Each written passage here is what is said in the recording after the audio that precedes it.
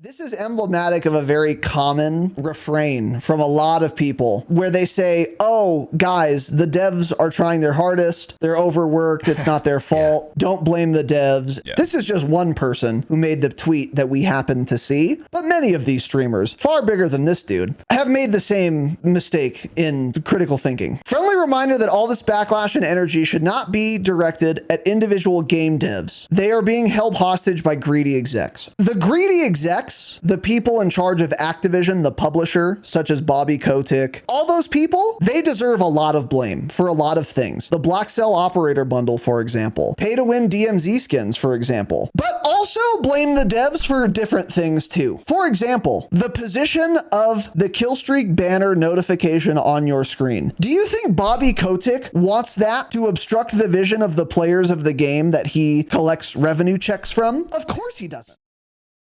Activision devs do not play their own game. 3,000 devs can't figure out how to add a reconnect feature to a AAA title, I guess. I don't know. Because Infinity Ward doesn't tell their consumers anything. Maybe that'll take some of the sweats away from Shoot House. You can cope about that, for sure. Thanks for tweeting, at least. Thanks for doing more than Infinity Ward has done. They just keep tweeting about the soccer bundles in the store. Things that are bad. We got a couple words. Why don't you kick it off, Tanner? This is going to be a longer section than the first part you guys heard. Change it, obviously, of course. Red just looks the best for the LED colors. What are your thoughts on that? Yeah, red LEDs do look the best. Red just always hits diffy. Something about cameras pick up red better. I'm an expert, so I'm a filmographer. So anyway, we are live, boys and girls. Welcome to the Dropshot, a Call of Duty podcast, episode number 318. My name is Casey, also known as Razinon. Today is going to be a fun and exciting episode. I have to say it. It's going to be fun and exciting. Tanner, did you expect to be having the podcast we're about to be having today? Because I didn't. No, and I hope you are not pulling an Infinity Ward and Raven now and hyping up this episode too much. We'll see.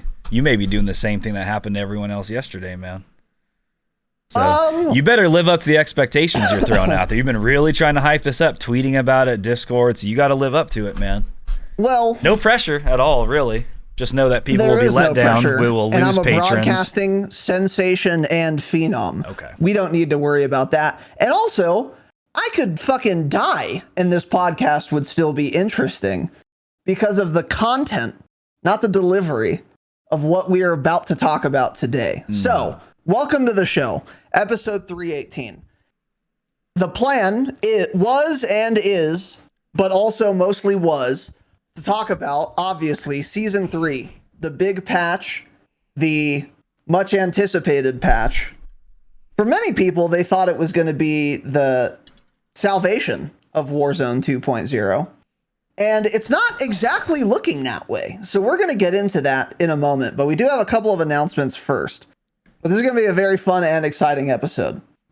First of all, we got one patron this week. Really? Which is completely unacceptable. So MMan68, change it. Welcome aboard, buddy. The Patreon at the gold tier. Could have done better, especially since you should have known you were going to be the only patron this week and at least gone Damascus, M-Man. How about that? So thanks barely, M-Man. That's what I want to say to you. I want to say thanks barely. Yeah. For going to patreon.com/thedropshot and signing up. We barely appreciate it. Yeah. We barely appreciate it, I guess. Hey, M-Man, if you're listening, I want you to envision me shrugging my shoulders dismissively when I say this. Okay, go. Thanks. That's how I feel about that. So, thanks. Yeah. I guess. Anyway, patreon.com/thedropshot. M-Man, our only new patron at the gold tier. Thank you, buddy. Nicole also on the YouTube re-upping that membership on her second account. She has 2 Nicole V's and she is a member of the YouTube on both of them and a Damascus patron, and she makes her husband be a patron. Is she a member on both of them? Tier intermittently. So she's multi-boxing Patreon and YouTube accounts, which I absolutely approve of. Yeah. So yeah, be like Nicole. You know, very that's what I interesting. always say. So, Nicole, thank you, Queen, as always. And we got another little contribution here from Cody Blue Carp. Cody Blue Carp.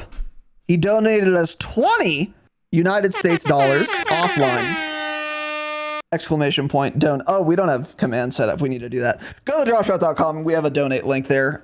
Cody, be like Cody Blue Carp and go there. But don't be like him and type a message such as this. So here's what Cody had to say. What's up, guys? Love the show, kind of. Got it. Since you guys were dogging the shit out of DMZ and now finally played it and were wrong as fuck, well, about how fun it is, do you think there's anything else you guys are wrong as fuck about? Be honest. Wow. So do you have anything to say to this, or? Yeah, no, I don't. It's just kind of one of those comments you read and you're just like, oh, okay. Thanks for the $20, Cody. So here's the thing about this question that I don't understand. Since you guys were dogging the shit out of DMZ and finally played it and were wrong, do you think there's anything else you're wrong about? No. I mean, by definition, no. It wouldn't be possible for me to think something and also think that it's wrong. Like, oh yeah, I think 2 + 3 is 4. Oh, do you think you're wrong about that? Yes. But I also still think 2 + 3 = 4. It's logically not possible. So don't ask people, do you think there's something you're wrong about? Because if I thought I was wrong about it, I wouldn't think that thing anymore, obviously. Yeah. So I don't understand what you're asking. I will say this, though. Get Scammed, thanks for the very generous $20. Well, we do appreciate that. And DMZ, it was fun. I would say we were wrong about how fun it is. I wouldn't say we were wrong as fuck about how fun it is.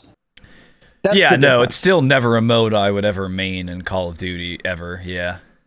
We were sort of wrong about how fun DMZ is. We were not wrong as And fuck. the primary reason it is fun is because Warzone is like the most boring it's ever been. So anything compared to that is fun. If Warzone was perfect and amazing and fun and awesome, we wouldn't even have tried DMZ. Yeah, we would have said, oh, fuck you guys, we're not doing an episode on that. No, Warzone is great. So that's the only reason we tried it. Yes, it is. Although, had we known, we have more time for DMZ. We'll get into it. But thank you for the $20, buddy. We do appreciate it. Yeah, I don't know. Don't expect much more DMZ content, at least for a while, probably. But I'm glad you enjoyed it. You clearly seem to. And I'm glad you have money as well to be wasting, because you're going to need it if you're a DMZ player. We're going to get into that. Smile, #Activision. Good thing everyone that plays DMZ has adult money because they're all 45 plus. That's correct. Yes. Yeah. That's the smart demographic to scam. I played a round of Resurgence Moz this morning with Random Field. All three of the people I was with, it was a middle-aged woman and 2 older men. The older man was saying, all right, love you, sweetie, have a good day, on his mic. The guy must have been like late 60s.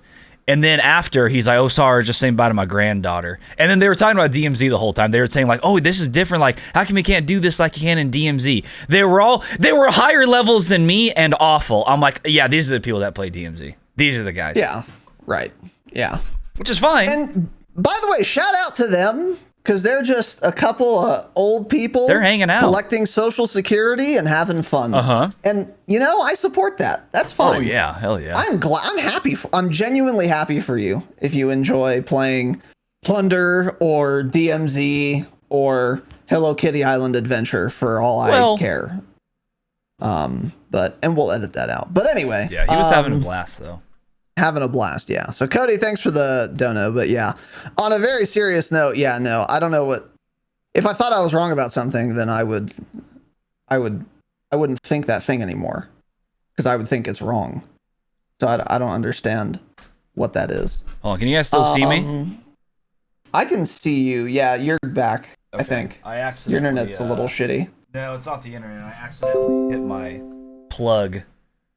One of my plugs, and apparently that has my monitors and nothing else on it, so I'm good. Just my looks like we're all good. Yeah. As long as people can hear us. I could hear you the whole time, so I think we're good. Okay. So yeah, Cody, thank you again. By the way, big shout out to Shell E for the $10 super chat, and H once again, $50 fucking super chat, very much appreciated. Which leads to our next topic, our last Patreon topic leak. Haven't done anything on Patreon, but it has not been a great week for the program behind the scenes. We will get more into that in our behind the scenes episode for this month. So if you are a Damascus patron and you want to commiserate, then make sure you listen to that, because it's been a fairly eventful week. And by the time we record that episode, I think hopefully we're going to have more details on all of that. But this is not a great week to have gotten one patron, let's put it that way. So give us money now. Patreon.com/Dropshot. Thanks in advance. We appreciate it. But yeah, there's going to be actual things to talk about for behind the scenes. But as far as Patreon goes, nothing yet.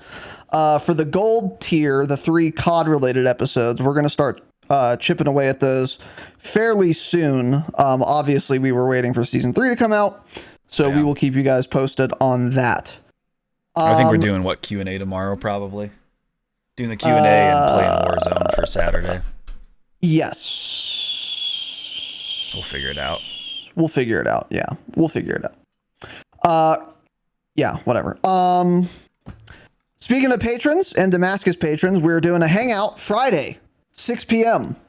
The plan is to do Gunfight Customs, but I don't know if that's actually in. We're going to double check on that before the hangout. I think they also finally added, I think Ashika is in now too. We wouldn't have enough players to start it, I'm sure, unless they change something. Even then, it would actually be boring with not enough players. Yeah, I think Gunfight's just the play. Yeah, if Gunfight Customs is in, we're going to do that for sure. Yeah, so basically what we're going to do is you guys whoever comes to the hangout, comes to the hangout. Whoever wants to participate and is there, I'll make a quick little bracket online and we'll do a little gunfight tournament. We could do 1v1 or 2v2. Depends how many people show up and what you guys want to do, obviously. I don't have a preference there. But that's going to be a lot of fun. I have not played Gunfight yet in this game, and I haven't played this game since Season 3. We'll get into it. So that's going to be really fun. So for you Damascus patrons, yeah, that hangout is this Friday, 6 p.m. Pacific time. If you want to come and you're not a Damascus patron, become one. Simple. Last announcement quickly. We are live on Kick, kick.com/the Dropshot podcast. Go there now.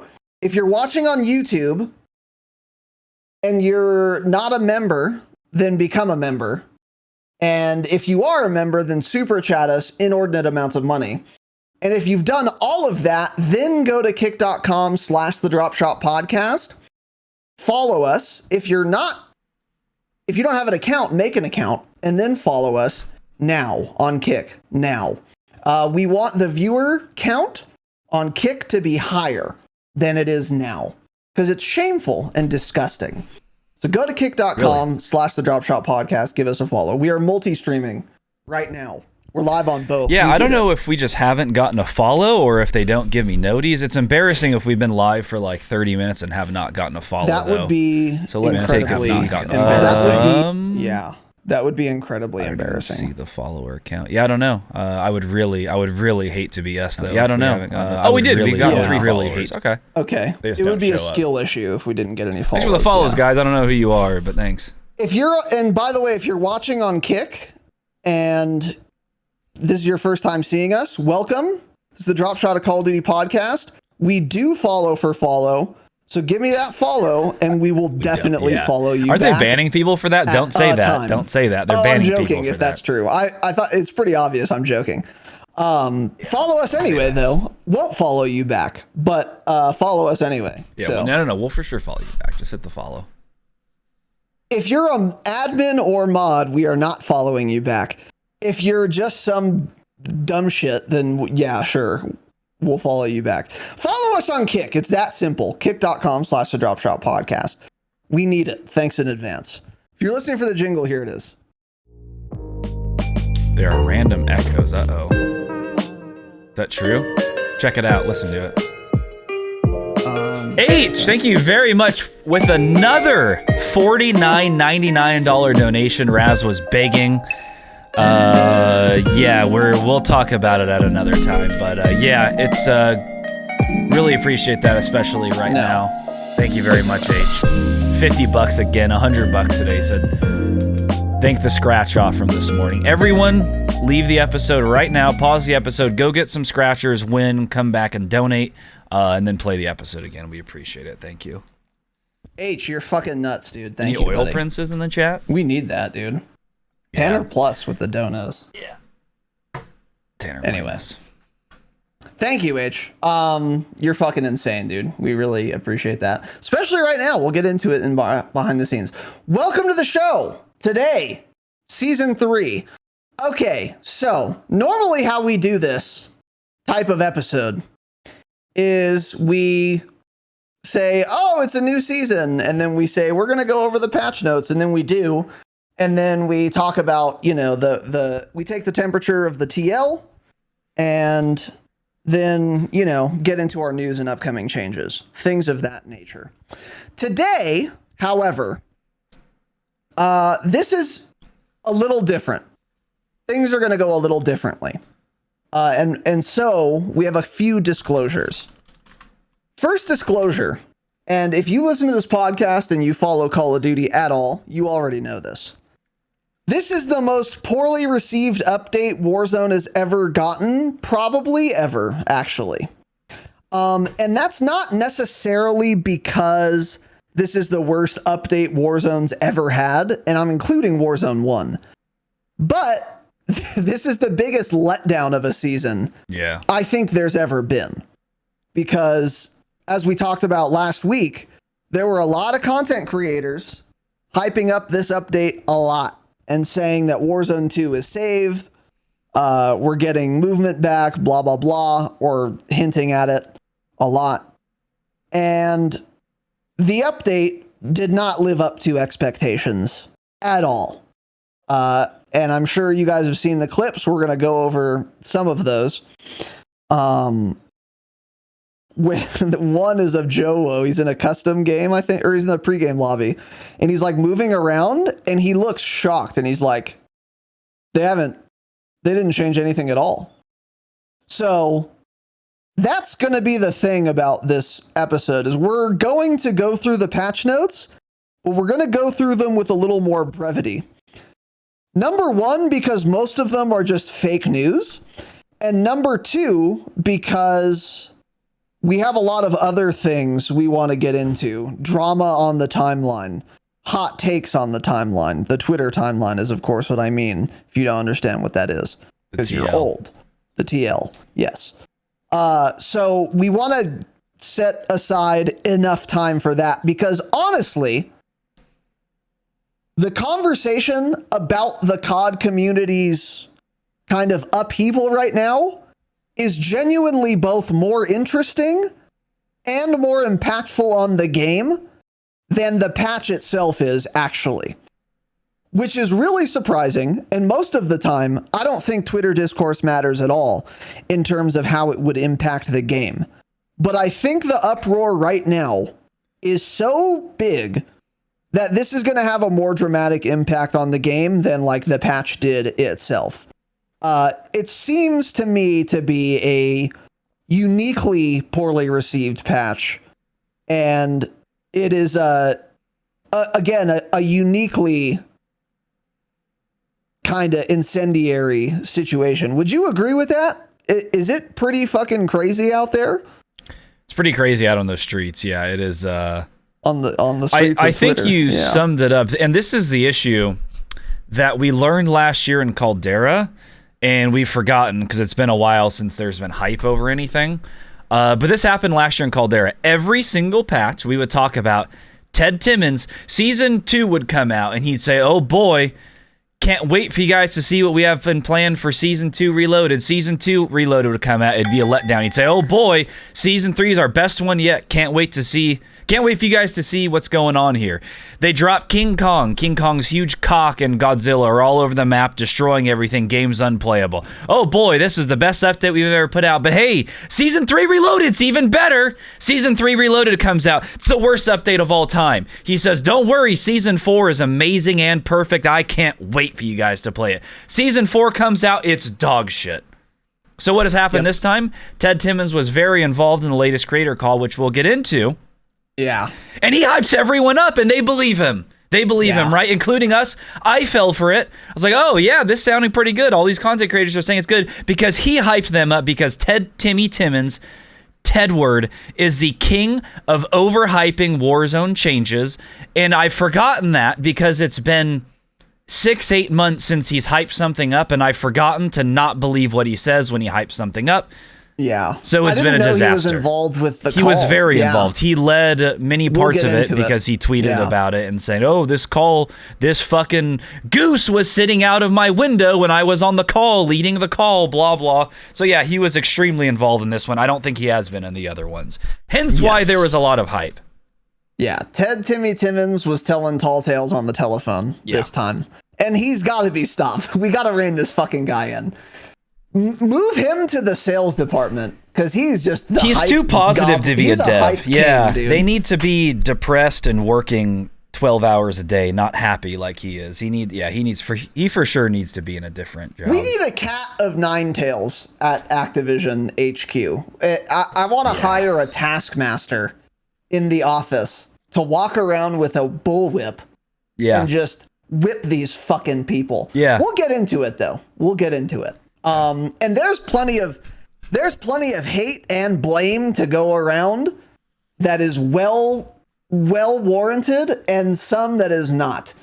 So we're going to get into all of that. I only blame Bobby Kotick though, honestly. Yeah. Well, we're going to get into to all of those spicy red hot takes. Some of which are correct on the TL, some of which are not. We have a lot of social media to go over today. So that's one of the reasons why we're going to go a little more quickly through the patch notes than we normally would. We're still going to cover all the big stuff. I'm just going to try to be a little more brief this time around. So I want to have plenty of time to get into, again, the discourse. Yeah. And the implications of it. Because, like, I actually do think there's something to be said. Yeah. About that, because I think it's unprecedented. Actually, I mean, I've been playing Warzone since it came out, and I've never seen the community cringe this overhyped, under-delivered. Yeah. So, are you ready to jump into the patch notes? Because I want to thank something else first, real quick. Yeah, go for it. Okay. Sorry, I didn't see this because it didn't show up on Restream when I was thanking H, but Boomer has gifted 50 memberships on our YouTube channel. Holy Boomer, let's go. Thank you very, very much. 50 new members. Don't forget, you guys have to claim those because that's the way YouTube works. So I think if you're here, there's a button. I see a lot of people have already claimed them. You hit accept gifted sub or something. I don't know. But thank you very much, Boomer. We really appreciate that. 50 gifted memberships of the channel. Wow. Thank you very much, Christopher, dude. You are nuts, dude. Yeah, very giga appreciated. That's a lot of scratch, as they say. 50 new YouTube members, 50 new friends of the pod. I guess you can buy friendship. Yeah, you can. You really can, yeah. Chris is out here innovating. Thank you, Chris. Really appreciate that. Boomertown Gaming. You old bitch. Jesus. Very kind of you. Okay, so with all of that said, we are going to get into the patch notes. And another quick disclaimer. We have not played the game yet since Season 3.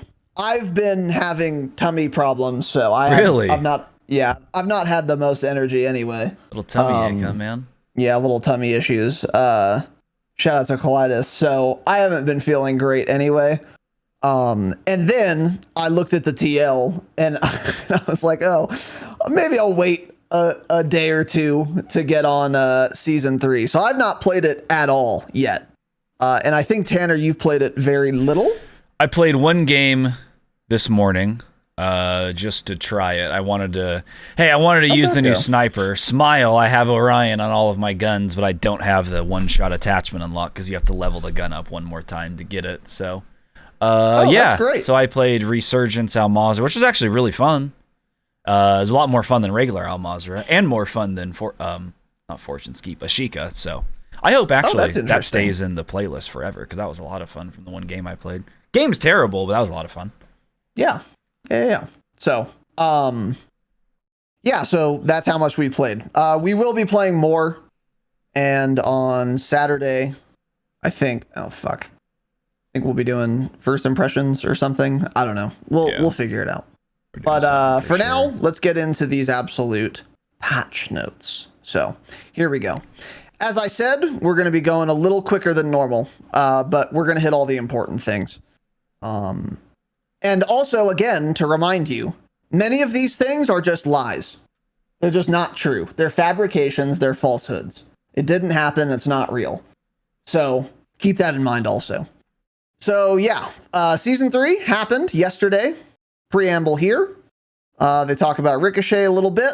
Nothing really crazy there. The Black Cell Battle Pass, which people are still malding about, as they should be. Apparently, it's even more egregious at the main menu than it is in your face. It is. Yeah. Like when you finish the match, it's like, oh, buy the battle pass, Black Cell. Here it is. Holy shit. It is in there. It is right in your face. Yeah. So the whole controversy there was that they removed the battle pass bundle, which could be bought for 2,400 COD points. And since you get COD points from the battle pass, that was like nice because you always had some left over, you know? Yeah. That option is now gone and it's replaced with Black Cell, which you cannot buy with COD points. You can only buy it with real cash. So when you're unlocking COD points in the battle pass and you don't like any of the cosmetics, there's nothing for you to spend your COD points on, really. Yeah. Other than tier skips, I guess, for the next season. So still pretty scummy, and it's more expensive, by the way. It's like 30. It's 30 United States dollars. Yep. Yeah, which is pretty fucking insane. So a lot of people are mad about that, as they should be, but we've talked about this before. And you get some gaudy looking skins, blah, blah, blah. Okay. So the event Trophy Hunt. Tanner and I were not sure what this exactly entailed because the patch notes are never clear. And now we are more sure. As we feared, Trophy Hunt is an LTM where people drop trophies in every fucking game mode. Multiplayer, BR, and DMZ. Very cool. I've not seen people complaining about this, but it hasn't started. That's why. It starts tomorrow. I was wondering that this morning, it hasn't too. Started. Yeah. Hasn't started, and also there are other things that people are a little more upset about, which we're obviously going to get into. So now I'm hoping this is a disaster, and I'm hoping it's extremely loud, like you were saying. Yeah, that'd be great. That'd be great right now. It's just a little more salt on the wound. Yeah, so... anyway, you get the trophies and then you go to the event tab and you can buy weapon charms and shit. So it's just like the heroes villains thing we had in Caldera. It's not very interesting. So new prestige levels. There are now weapon unlock challenges for the Hemlock, the Broadside, and the Broadside. So before you had to get a certain battle pass tier, but since that battle pass is gone now there's a challenge to unlock the Hemi, the Hemlock, and the Broadside. And then new weapons. So again, as we've talked about, the intervention has been added. It's called the FJX Imperium Sniper Rifle and the Cronin Squall Battle Rifle. Again, both of which we've talked about. Evidently, for Warzone players, the FJX Imperium can be worth using. I'm not sure if it's better or worse or just different than the MCPR or the Victus, but those are the 3 sniper rifles, I believe, that are capable of a one-shot headshot in Warzone, and we'll get more into that as well. So may or may not be worth leveling. I would say it would be in the long run, because even if it's not the best of those 3 right now, it certainly could become the best, so keep that in mind. Weapon balancing is the next section.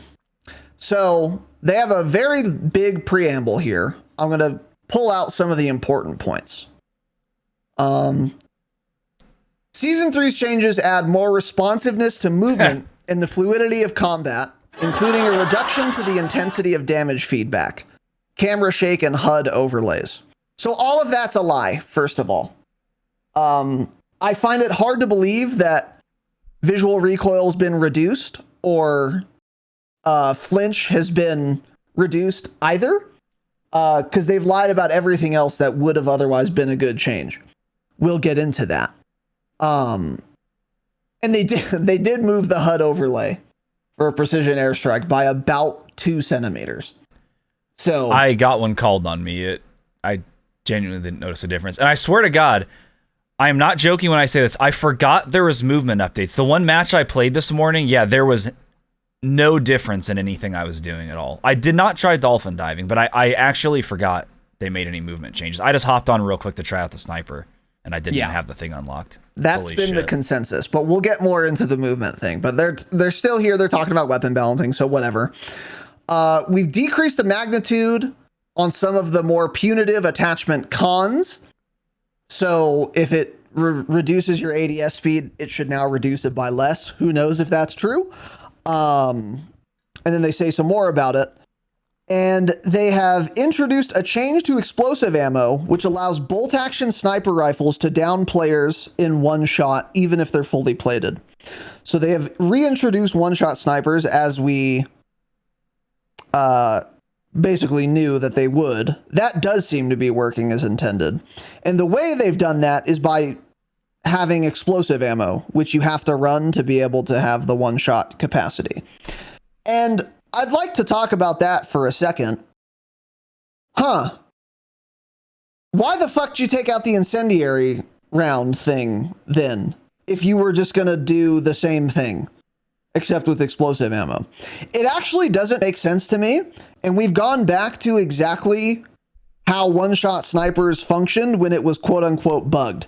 You had to take a particular ammo type attachment, and then I guess every sniper could one-shot in that Not case. everyone, but a lot of them could, yeah. A lot of them could, and now it's 3 of them at any range. Yes, if you're using the explosive ammo. So I like this because I want to be able to one-shot with a sniper, but I have a couple of issues with it.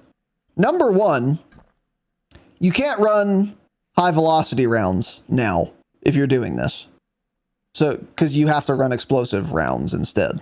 So you're now going to have less velocity on your 50 caliber bolt-action sniper rifle than some guy with a assault rifle, which just seems kind of silly to me. Number two, you're losing an attachment slot. So maybe there's some sniper where you wouldn't have run high velocity rounds.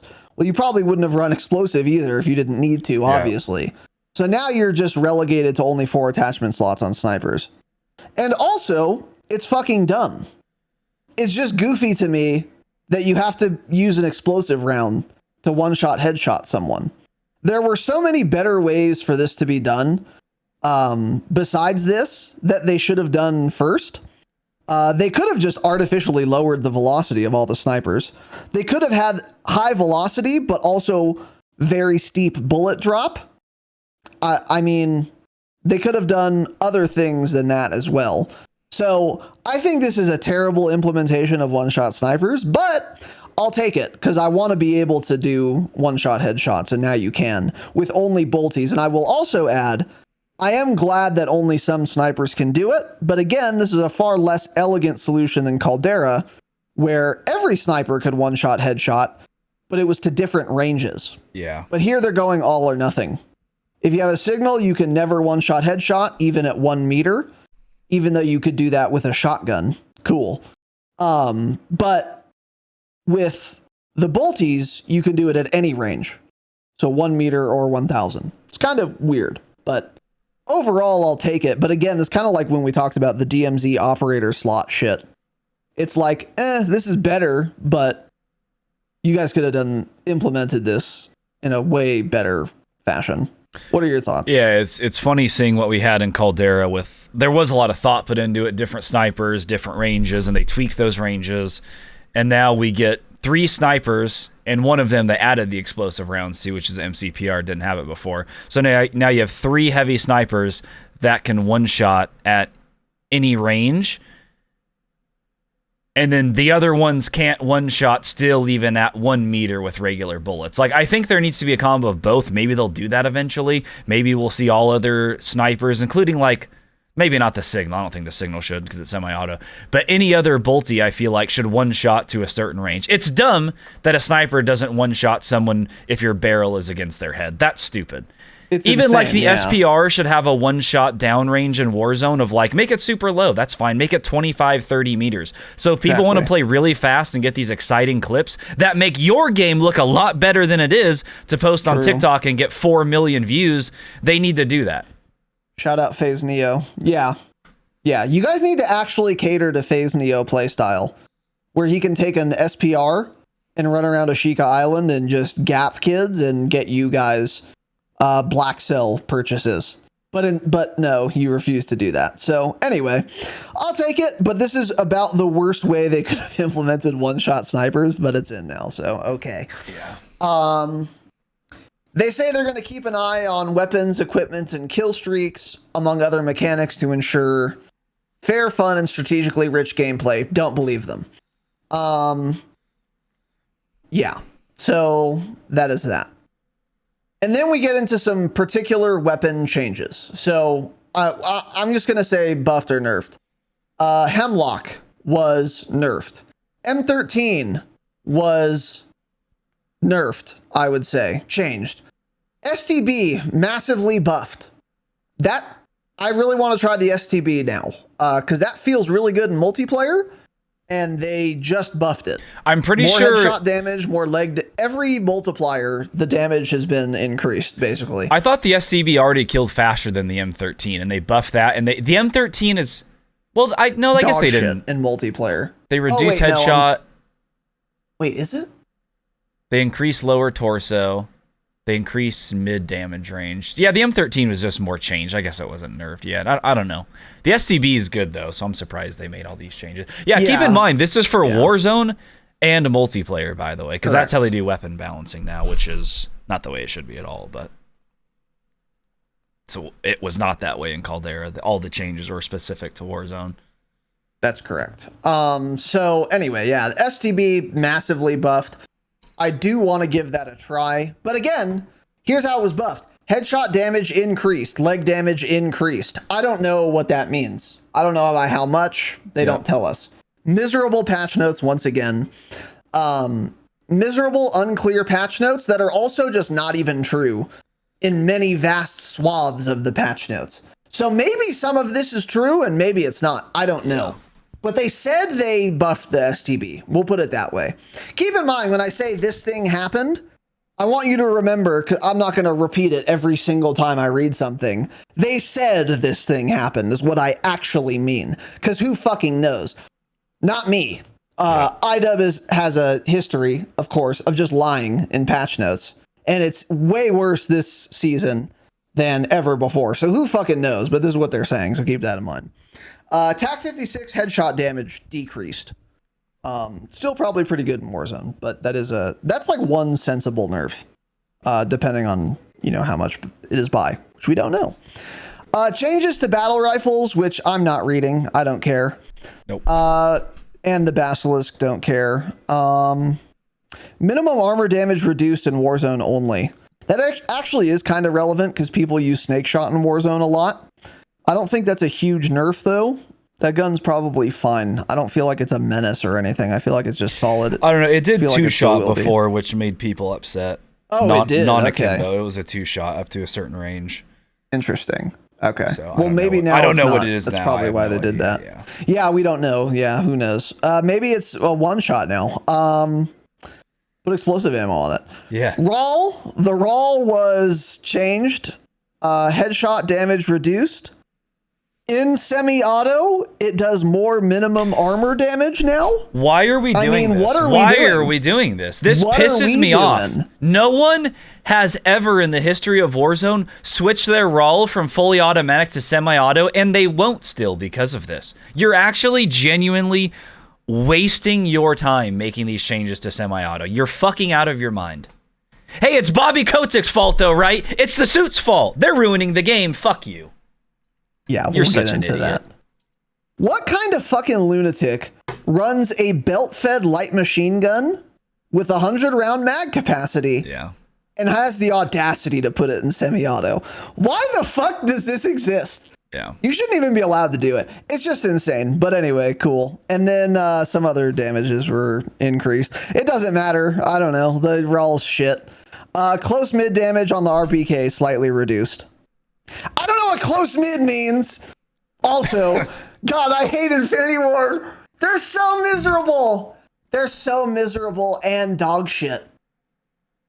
Not only did they not do the things they said, but the things they said in the patch notes don't even make fucking sense. I mean, It's a clown fiesta nightmare. It's a nightmare hellscape over there. What are we doing? I don't know. So anyway, cool. RPK was maybe nerfed a little or something. Close mid damage slightly reduced. That's the patch note. So that's cool. That's helpful. That's really helpful. Fire all of them. Clean house. Actually stop working with Infinity Ward. I think that's the solution. It's only Infinity Ward. It's always Infinity Ward. Sledgehammer has made bad decisions before. Raven has made bad decisions before. No doubt. But at least I know what decisions they're making. And also, I can at least trust them when they say they've made a decision, that they've actually made that decision. But with IDub, it's a black box. There's just no way inside. You can't see. You don't know. I don't even know why we're going over patch notes, actually. Like, I'm actually sort of kidding, but this gives you a loose idea of maybe what happened. This is completely unconscionable that a company is allowed to write patch notes like this and then not even adhere to them. It's so crazy. They make an unclear patch note and then they don't even do the thing that it could possibly mean. The ambiguous thing that could possibly mean. It's just so, it's insane that this company is worth money. So anyway, cool. Marksman rifles, Tempest Torrent. I don't care. I'm not reading this. It's dog shit. SMGs. SMG hip spread accuracy increased. That's for all SMGs. If true, Warzone might be saved, and don't believe the naysayers if true. If I have an even better hipfire MP5 now, oh boy, we are cooking with gas, dude. We're cooking with gas. I don't care how slow Was the I move. accuracy increased by 0.1% though, or by 40%? It was that's increased. That's all we need to question. know, because they think we're stupid and we don't know what numbers are. So yeah, it was increased, guys. Thanks. By an amount. Yeah, shout out to iDub. So anyway. Boss P, which no one was really using, was buffed slightly. Or maybe a lot, because I don't know what ADS move speed increased means. If you're zooming like a Vaznev, maybe that's really good now. But I don't know, because they didn't say. So there were some other changes, but the Boss P was buffed. The MP5, the Lockman sub, was... I mean, the headshot damage was decreased, that's it. Which is fine, I guess. That gun is still going to be fucking nuts. So that's still probably the best SMG in the game right now. MX9 sprint to fire increased. Vaznev headshot damage nerfed. Vel headshot damage nerfed, which it did not need. The Vel's dog shit. So in Warzone and kind of in multiplayer, so cool. Next is the attachments category. Let's see. Snake shot was nerfed a little bit. Max armor damage added. They had a preamble, that means it's nerfed. So that only applies to Warzone. Explosive, which we talked about. Bolties equipped with explosive ammo are now able to down fully armored players in one shot in Warzone. And then they added explosive ammo to the MCPR. And then the Hemlock 300 blackout rounds. I'm not reading it. It doesn't matter. So there you go. Yes. So now a couple other attachment changes. For barrels, basically heavy, light, and short barrels, all the cons are less of a con now. So it's kind of like the same thing they were trying to do with weapon tuning, where sliding it to one side doesn't ruin the other side as much. Mm-hmm. That's what they said they've been doing. Who knows? They're doing the same thing now, just with the barrels themselves. So ADS speed penalty is reduced if you're using a heavy barrel, for example. Not going to read all of them, but all the barrels, the cons are lessened. Same with the bipod. The laser's brightness was increased. That's just a nerf to the lasers. Not what we needed. The lasers were already the most obvious lasers. I remember thinking that in the beta. I'm like, God, the lasers are so bright and obvious in this game. Don't need that at all. So cool. Yeah. Again, they don't want people, I guess, having fast ADS speeds, because that's the only reason people ran those, was to increase their aim down sight speed and sprint to fire speed. And now they nerf that more. So great. Thanks. Yeah. Not the end of the world, but also absolutely not necessary. Yeah, it's plenty bright. And it's just, again, you have to wonder. I truly wonder. God, I'd love to be a fly on the wall.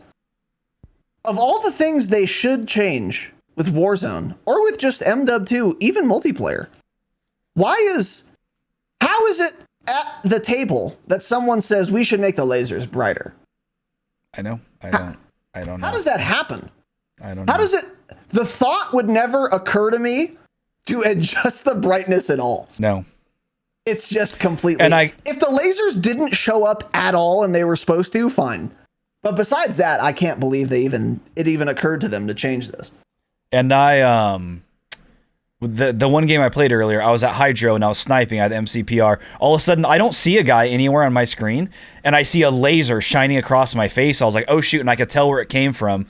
So I went around the corner, slow peeked the corner ADS, and sure enough, the guy's sitting there aiming at me, and I see him, and I kill him. And the laser was so bright coming across my screen. So yeah, that's awesome. Yeah, very cool and necessary. So anyway. And then they go into magazines. A bunch of the extended mags, the penalties they say they've reduced the handling penalty.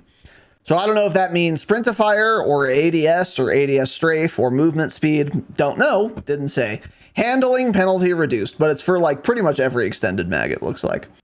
And then the benefits of small mags where you move faster, supposedly, these were increased as well. And they nerfed Akimbo Basilisks for Warzone only. Max armor damage added. Don't think that mattered. No one was using those. Yeah, people haven't used And those then for a while. heavy stocks, these are going to be like your aim stability and like recoil control stocks. The penalties supposedly have been reduced. And there's an aim stability and aim walking steadiness benefit added. Or increased, rather. So there you go. There you go. So that's it for weapon balance. What are your thoughts on that? We still haven't had nearly enough weapon balancing since Warzone 2 has came out. It's actually shocking the amount of weapon balance. They keep just touching the same guns that no one's using again. Yes. They've nerfed the RAL, actually, I'm not kidding, I think 5 times now. No one has used that gun since like the end of January. And 3 patches since then, they keep nerfing it. Why? And now you're nerfing single fire? Huh? I don't understand what they're doing or what they're thinking. I don't know. I quite literally do not understand where they get any of these ideas from. So the laser brightness was one thing that I talked about. And changing damage values of a light machine gun that is used in semi-auto. I mean, why? What? Why is that on the docket? Yeah, who actually had that thought though, really? Like what happened that made someone have that thought? I don't understand why that was even on the table. Doesn't the RAL also have open bolt delay? For bringing that up. Yeah. You know that meme of the cartoon meme where they're in the boardroom? Yep.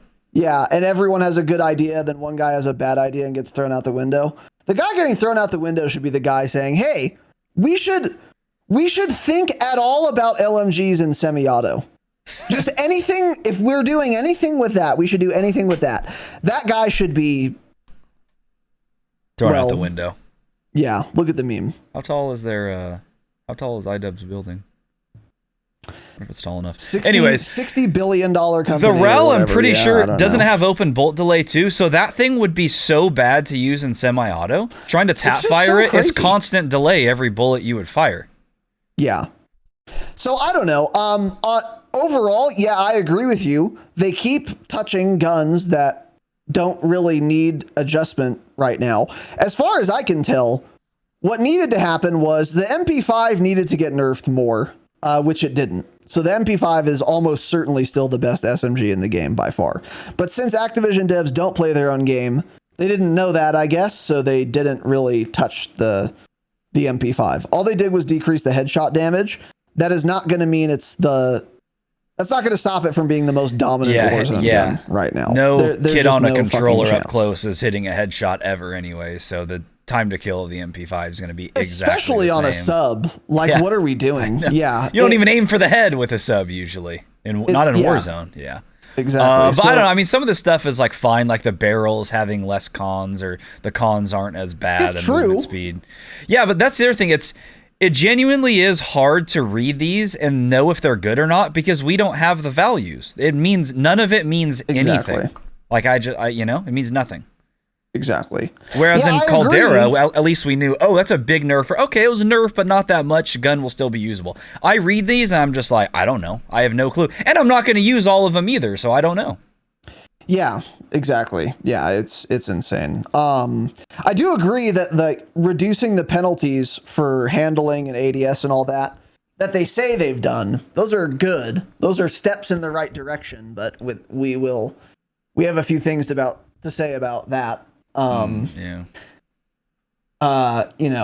you step in the right direction if you're just tumbling down a cliff face? Yeah. Is it possible? Yep. I don't think a step in the right direction is good enough, but we'll get into that. But yeah, like again, the MP5 needed to be nerfed more. It wasn't. Any AR needed to be buffed. Maybe the STB is going to be the new meta. I don't really know. But that was the only gun that was buffed for long range. That might make it a new meta, but we need a new long range meta, and we still may or may not have one. The Hemlock was sort of nerfed. It was nerfed, actually. Damage range is reduced and lower torso damage reduced. But that's still not that bad, because most of the time you're going to be at your max damage range anyway. So the damage range reductions wouldn't matter. And you're aiming for upper chest anyway. So if you're a good player, the Hemlock's going to feel virtually identical to you. So it probably wasn't nerfed enough. And then we're still going to have like largely the same meta. And we need a real shift in the meta. Yeah. With real substantive, thoughtful changes. But I don't think we're ever getting that. While Infinity Ward is in charge of weapon balance, I don't think weapon balance is ever going to be good in Warzone until they're out. That's one thing Raven did do very well. Well, supposedly it is Raven doing this now. That's what everyone thinks. Do we have details on that? No, there will never be details. But this is the first time, like ever, that, like I said, Ted was led part of the call. Ted was tweeting about this update, which he's never done in Warzone. So it seems like now, what I've seen, I think like Repulse and some other people said, is that iDub is still in total control of pretty much of like the overall direction of Warzone. Like if Raven's like, I want the movement speed to be 20% quicker, iDub's like, no, we're gonna make it 3% slower though. That's what we're doing. But I think Raven is more involved now, and they're doing weapon balancing and shit. So maybe it'll get better, but it's still sad that we're this far into the game and this is where we're at. This is so completely unacceptable. Yeah. We gave them some leniency in season 2 because they had to spend so much development time removing 2v2 gulag and backpedaling, as we've talked about many times. So it's like, okay, well, you guys fucked up. You're rectifying the issue. That's why we didn't get much weapon balance, or it wasn't very thoughtful. Fine. But there's no such excuse now, especially before Warzone Ranked comes out. Like, this is crazy. Yeah. So, I don't know. It's not great weapon balance at all. And it's deeply opaque because, again, we don't know. Yeah, like Tanner said. What is damage increased? By how much? Yeah. It's impossible to say. Mm-hmm. So, who knows? Anyway, moving on from weapon balance. So, not off to a good start. Off to a dog shit terrible start, actually. General is the next thing. Bomb Squad. Explosive damage mitigation now also applies to armor. So Bomb Squad's better. That's pretty good. Let's see. Visual feedback adjusted to increase visibility when taking damage. Okay, so I don't know what that means. Does that mean less flinch? Does it mean less of your screen going red? I think that's what it is, like less blood or whatever is on your screen. Yeah. Like, remember how, like in MW 19, they had the black and white when you got low health and it stayed forever. And then I'm pretty sure they did almost the same thing in the MW 2 beta. And people are like, what? Why are we doing this? Or I don't think it was black and white, but there's awful visibility when you were low health. Like doesn't belong in a Call of Duty arcade shooter at all. So I think they're probably talking about that. Honestly, I didn't think it was that bad in general usually. I agree. Don't really pay attention. I don't think that was really much of an issue. You probably notice it a lot more in multiplayer. You die so fast that you don't get feedback anyway in this game. Yeah, that's true. Once you're shot, you're just dead. So anyway, whatever. And now here are some big ones. So dive. Sure. Diving fire delay reduced. So I think what that was supposed to mean was after you dive, while diving and after you finish the dive, there's a delay on when you can start shooting your gun again. There still is that delay, but supposedly it's less now. But also, no, it's not. This is just a complete fabrication. I have talked to a couple people who have played the game since the update. I've looked at Twitter, and I've seen many people who have played since the update. And quite literally, I have yet to see out of probably 30 individuals, anyone who said they noticed any changes to any movement whatsoever. So this would be one such example, the diving fire delay being reduced. This is not true, or it's reduced by such a small amount that it's imperceptible and doesn't matter. Yeah. And just to quickly take it back to weapon balance, if it was in fact reduced, but it's so little of a reduction that you can't even tell, which no one can, literally no one that I've seen, then what does that say when they say the lower torso damage on the Hemlock is reduced? Yeah. What if it's reduced by the same magnitude that the diving fire delay is reduced by? Yeah. Which is to say literally imperceptibly. Well, that's why we can't evaluate the weapon balance. But to get back to this is just fake. The diving fire delay is not reduced. Yeah. Next one is slide. Sliding speed slightly increased. Again, fake news. Everyone is saying, nope, not true. Didn't happen. I think I've seen one person say it seems like you slide for farther, but not that you slide more quickly. The issue is how clunky it felt, though, too. It's like Warzone 1 slide compared to Warzone 2. In Warzone 1, it felt like as soon as you hit that button, you were mid-slide, you were going fast, you were going far, you were coming out of it very fluid, you can go straight into a jump. Warzone 2, it doesn't matter if they increase just the slide speed. The whole animation is slow. From the time you hit the slide button, your character is slower. You do a slower slide that's not as long. When you come out of it, you still can't shoot. Your hip fire spray is abysmal when you come out of it, and you can't just jump straight out of it and get moving again, because then when you jump out of it, you're in the mud and you basically can't move because you can't bunny hop in this game either. So the whole thing, again, they do nothing. JGod did tweet about this. I saw a little video. He was like, it's slightly noticeably better for sure. And then later he was kind of talking about his overall thoughts on the update, and he had said something about like, the movement is better, but it's still actually like 20% of where it should be and what people want it to be. So overall, it just doesn't matter at all yet. Such a small change. Why are they doing such a small change? So right. Yeah, it seems to just almost not matter at all. I slid a couple times playing this morning. Didn't think about it at all. Didn't seem any better. I didn't try the diving though. Yeah, and the diving would be far less important anyway, even if that was the noticeable one. Yeah. It's like, who cares, you know? So. Yep. I'm gonna look at our history here real quick. Anything else interesting next? Because I want to pull up the tweets. I want to get them prepared, where everyone was talking about the developer call or whatever. Yeah, okay. Let's see. They made some equipment changes. Flash grenade effect duration reduced. Wow. That's been needed since what day did this game launch? October 28th or something? When did this shit game come out? October 5th? That's been needed since that day, so cool. They lowered that. Yep. Change the frag grenade. Prox mines I don't think should one-tap you anymore. They were kind of bugged.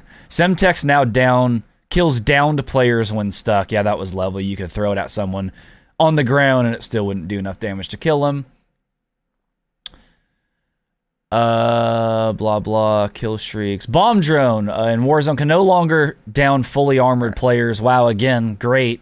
Why did it take this long to make that simple change? Cluster mine armor damage reduced. What else we got here?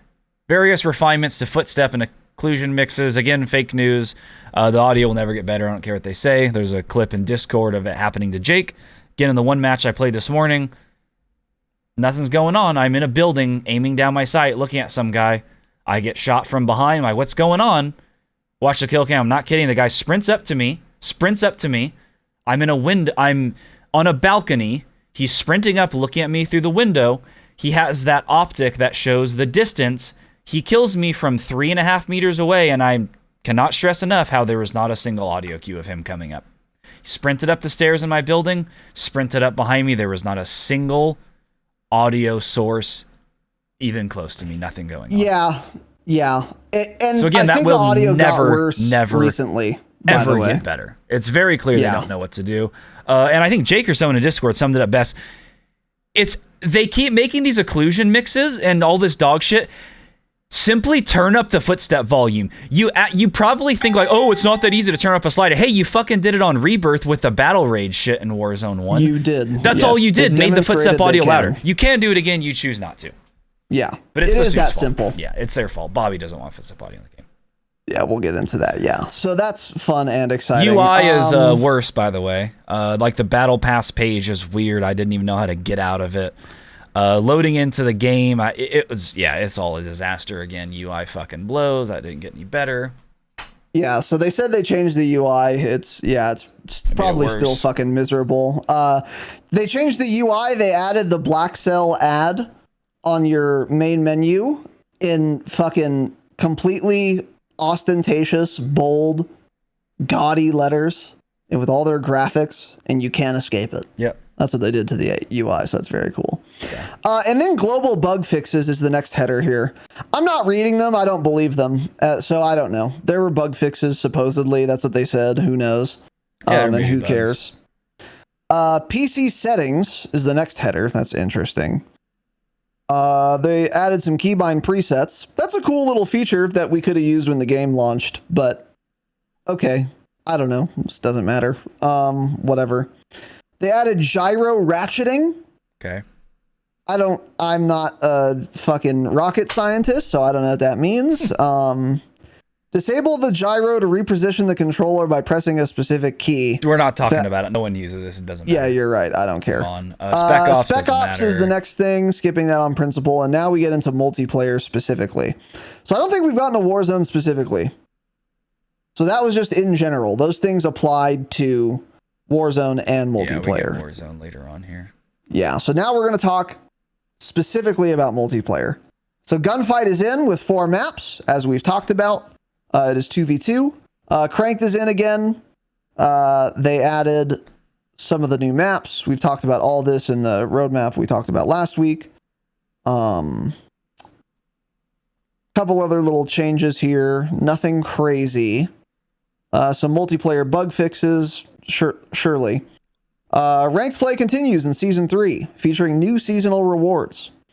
So, yeah, they updated this a little bit to, again, mirror what the CDL is doing, including the maps and modes. For example, removing control on Al-Bagra, etc. Same kind of shit there. A lot of changes to the ranked play stuff here, or at least reiterations of how it worked last season. Again, Treyarch's in charge of this, and they've been doing a great job. I just trust that these are good, but I don't know. Yeah. And then they talk about, the new rewards there are going to be. etc. And it drops it. You don't all start at bronze again. It drops you one skill division. So like it says here, if you're platinum 2, you'll be dropped back to gold 1 at the start of the season. So whatever rank you were, you're then one below. Yeah. So there you go. And then a couple new competitive integrity features. So this is going to have to do with like people quitting on you and shit, but I'm not reading these, whatever. Doesn't matter. Ranked play is probably in a great spot. That's like been the one thing MW2 has done well. This and is it's like, because Treyarch did it. Yeah. Exactly. Dude, here's MW2 ranked play is what Zombies was for Black Ops Cold War. It was like the one mode that was fantastic and well done and updated consistently and well thought out and engaging and fun. So ranked play is probably going to be great in season 3 for multiplayer. Anyway, we'll fucking see for Warzone. But yeah, moving on to Warzone 2.0. Here we go. Okay. So map updates, Ashika. A cargo ship and several submarines are now present outside of the port. Hope I can swim to those and get in the submarine and use it. Is it a usable sub? Yeah, that's going to be even more water play, water play. It's one of those little mini subs, like in like the Japanese brought into Pearl Harbor in World War II. Those little mini things. Maybe we can drive them under the map, so we can get like under castle and little waterways there with a little mini sub. You have a launchable nuclear missile on it. Maybe some mounted machine guns.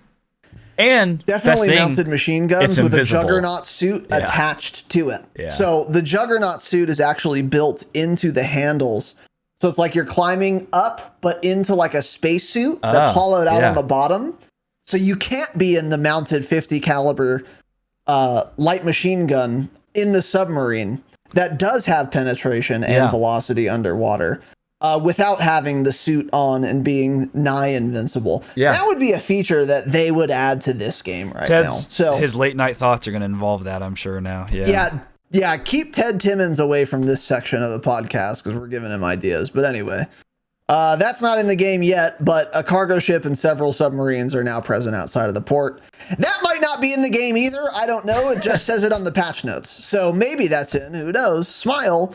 Shout out to Infinity Ward. Gameplay, all maps, all modes. So the tempered plate carrier, we've talked about this before, but you can loot an item now where you basically get tempered. So you still have the same amount of plates, or health rather, but to be fully plated, you only need to plate twice instead of 3 times. That might be in the game. Bomb drone rebalancing. Oh, fuck me. So I guess the bomb drone's back, and it's also has reduced damage, so it will no longer one-hit kill or down a fully armored player. If true, fine, but just remove the bomb drone. I'm sad they brought it back. No! Oh, the albatross! Oh, and this update's terrible! No, it's kind of a pain to get it running. It's kind of a pain. It's so bad. Oh, god damn it. I thought they were going to forget about the bomb drones or the albatross, but they didn't. The heavy chopper. Remember that. The heavy chopper, the big bird, also known as the albatross. This is the thick ass helicopter that takes 1 million bullets to kill that they took away from Warzone for fucking 2 months. I guess they have re-enabled it in standard, duos, trios, and quads. What the fuck is standard? What the fuck is standard? I hate them. I just can't stand them. I just can't. I don't know what standard means, but it's re-enabled in standard. Means either. I'm assuming what this means is regular BR, duos, trios, and quads. I think they meant standard battle royale. Yeah. Yes. So not solos. I hope 4 of them spawn on Ashika Island Resurgence solos. That would be dope. With a full tank of gas.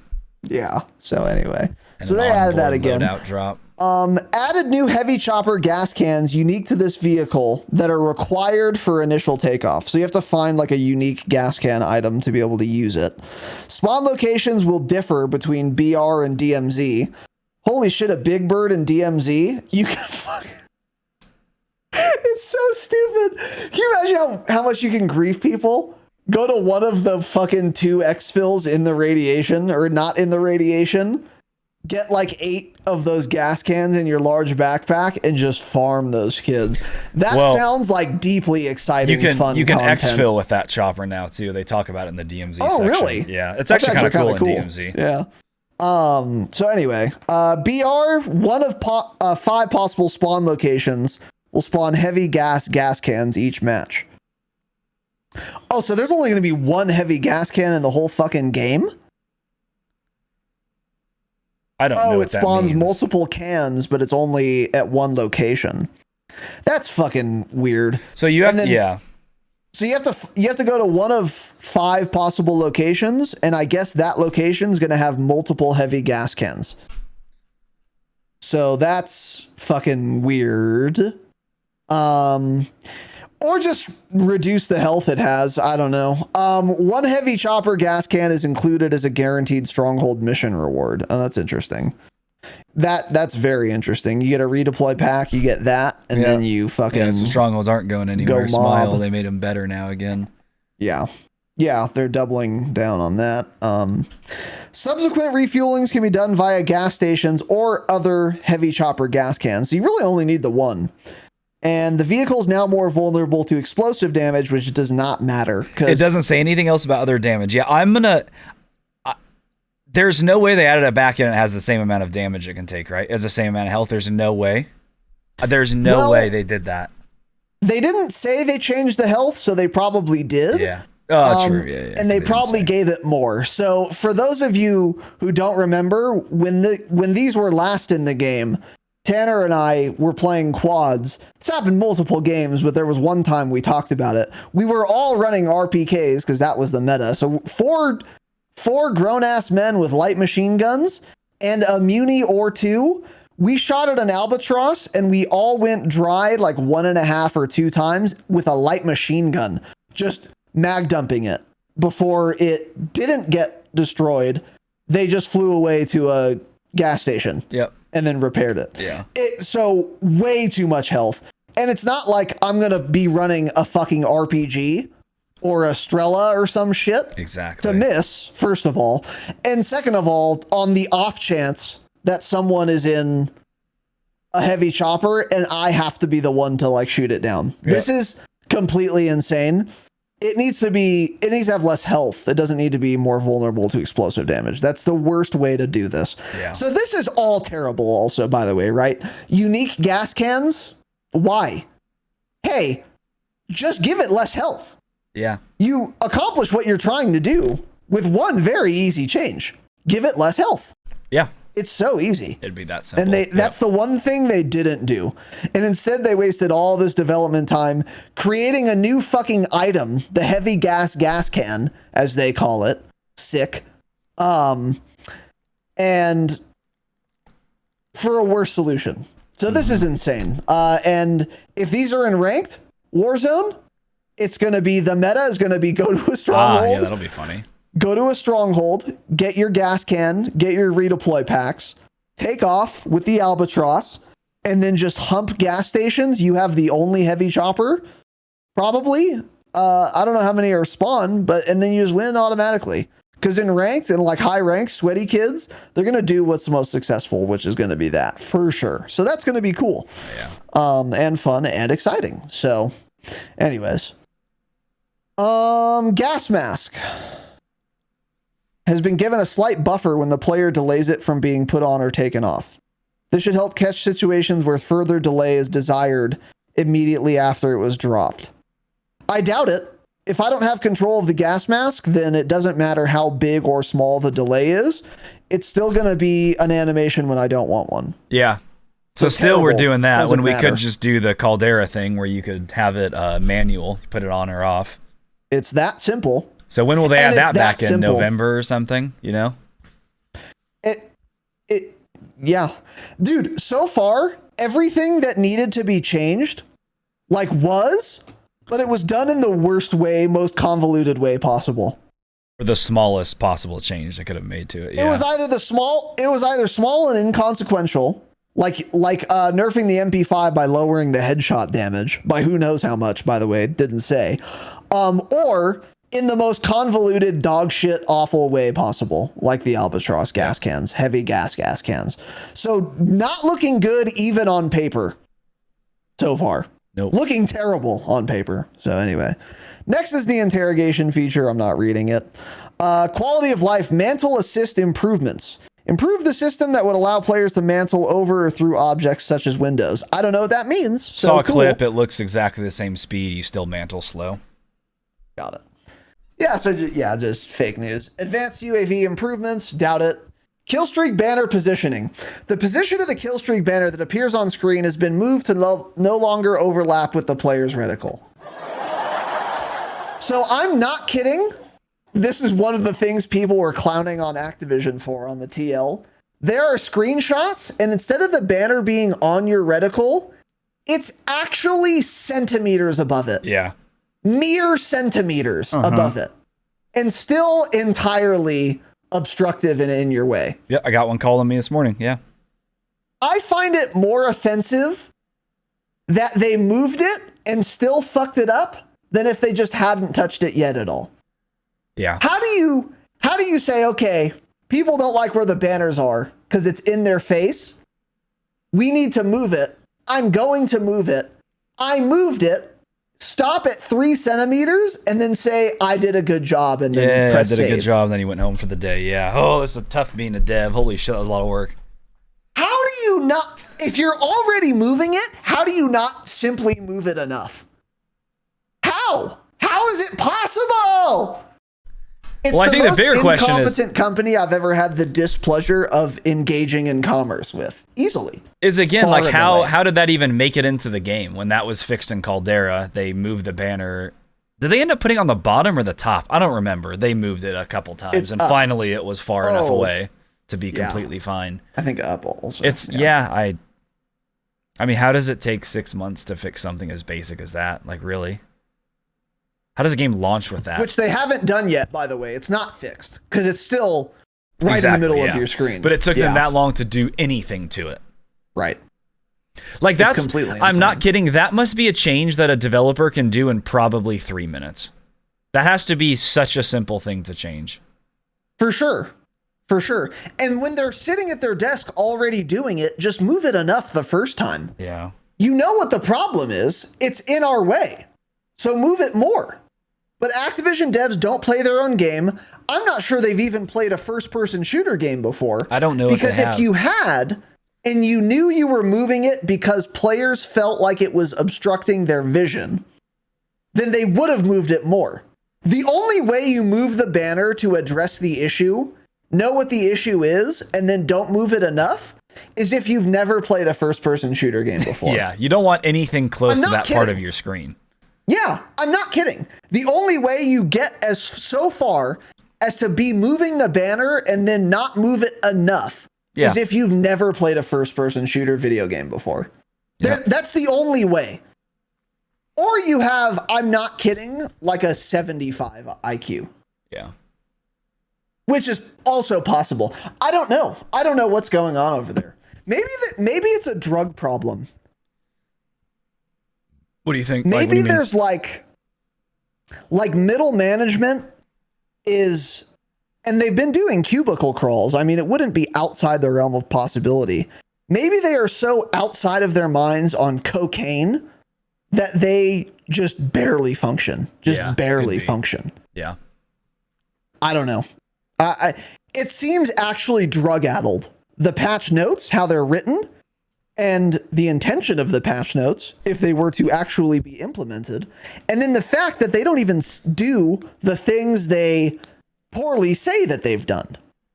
The best explanation, I'm not kidding, is like a drug problem. There might be an actual drug. I'm not joking, dude. I know it's funny, but I swear to God, I don't know how you're a developer and you're the changes, like the heavy gas can.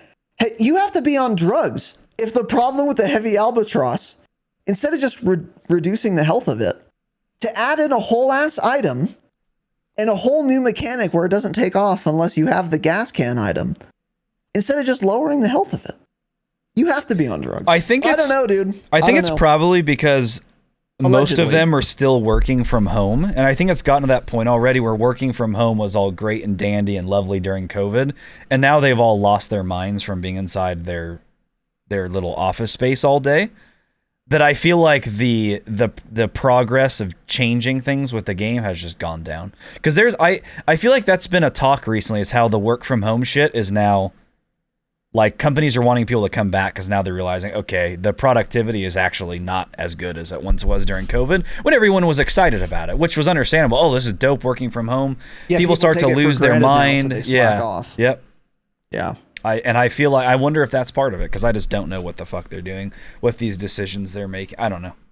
As someone who worked from home, I can attest to that state of mind. I worked in an office, in a cubicle, from 9 to 5, 40 hours a week, like the Infinity Ward developers claim to do. I don't know what they're doing at the office, but they go to what... Well, no, they don't. But anyway, I was doing that. They claim to used to do that, but again, we played MW 2019, right? So they weren't working there either. They were going somewhere to do something. Yeah, that's true, yeah. Lines of cocaine. But anyway, and then I was told to, like, we have to start working from home, the COVID shit. So I fucking remote connected, whatever. At first, worked very hard. Productivity was the same, if not better, because I was at home. It was exciting. I have to talk to fucking Tracy from fucking records management. And then, and it was exciting. And I didn't want to, like, be called back in. So I, like, worked very hard. And then 2 weeks later, I'm like, okay, well, they're not going to call me back in. So I don't have to, like, bust my ass super hard. Now, because I have some integrity, I still did my job. But I probably didn't, I wasn't as productive as I was in the office. Yeah. At some point. Yep. And this has been going on with these people, now for years. So, like, we got to bring them back in. Depressed, yeah. Severe depression. We got to bring them back in. Force them back into the office, yeah. Or fire them. That's what absolutely needs to happen. But anyway. It's just completely unacceptable, so whatever. And then bug fixes, not reading them, they're probably fake. Battle Royale is the next header. The patch notes detailed in the section below are exclusive to BR, which includes but is not limited to standard BR, Resurgence, Mini Royale, Unhinged, and more. Was that necessary? I mean, is that what we need clarification on? More clarity when in the they weapon say balance headshot damage reduced, we don't need any clarification on that. But when you write in big, bold fucking letters in the center of your patch notes, Battle Royale, that's what needs more explanation. Kill yourselves. In-game, of course. I mean, just do it. I can't believe it. They're so outside of their own minds. But anyway, whatever. Playlist. So, on Al Mazrah, there's no solos. Yet another thing people on the TL were losing their fucking minds about. Massive Resurgence is in. So this is on Moz. It's only trios and quads, but it's 150 players Resurgence on Moz. That's pretty fun. I enjoyed it. I played one match. It was cool. I hope that sticks around. That's always in. Because for a lot of people, it won't be. Probably most people that would play Al Mazrah, they would prefer to play Resurgence on it, actually. So yeah, that will be out within a week, and we won't see it for probably 2 months. Because it's fun. Exactly, yeah. Because it's fun. Oh shit, we see a lot of fun going on over there. Yeah, let's take that one out. Yeah, no fun is allowed. And then Ashika Island, Resurgence, solos, duos, and quads. They took out trios for some unknown reason. That makes no sense. There's no rhyme or reason to why they removed trios. Not solos, not quads, not duos, trios. Why? Because, I don't know, they can, I guess. Fuck it. Hey, fuck it. Let's just not do trios on Ashika. I mean, it makes no sense. Make it make sense. Explain that part. Not what Battle Royale means. Holy shit. God, I hate them. They're so dumb. Anyway, modes is the next section. So they didn't explain what modes means. Tanner, I don't know what modes means. I'm not is there sure, some man. section where they explain what the word modes means? There could be, yeah. I'll have to keep reading. So anyway, new modes. Here we go. Massive Resurgence. We don't need to explain it. It's Resurgence. It's Resurgence on Al Mazrah. It's fun. Give it a shot. And they've written, I swear to God, 400 words on this topic, on what Massive Resurgence is. It's Resurgence on Al Mazrah, by the way. All they're doing is explaining how Resurgence works in identical terms to how it works on Ashika Island. But this is what needs explanation. Yeah. Strongholds are disabled. Nice. That's good. Oh, that is interesting. So there's one thing they should have added. That's good. But anyway, yeah, so cool. World Series of Warzone is in season. So I guess they're calling ranked Warzone the World Series of Warzone, or is this a separate thing? No, this is the tournament. This is the World Series of Warzone tournament. Got it. Okay. Oh, there we go. So Heavy Chopper probably won't be in ranked. Yeah, I'm going to read all this here. Okay. Yeah. So World Series of Warzone is coming in season. And this is online. So grab your 2 sweatiest friends and start warming up now. Stage 1. Sick. Of the upcoming World Series of Warzone 2023 season.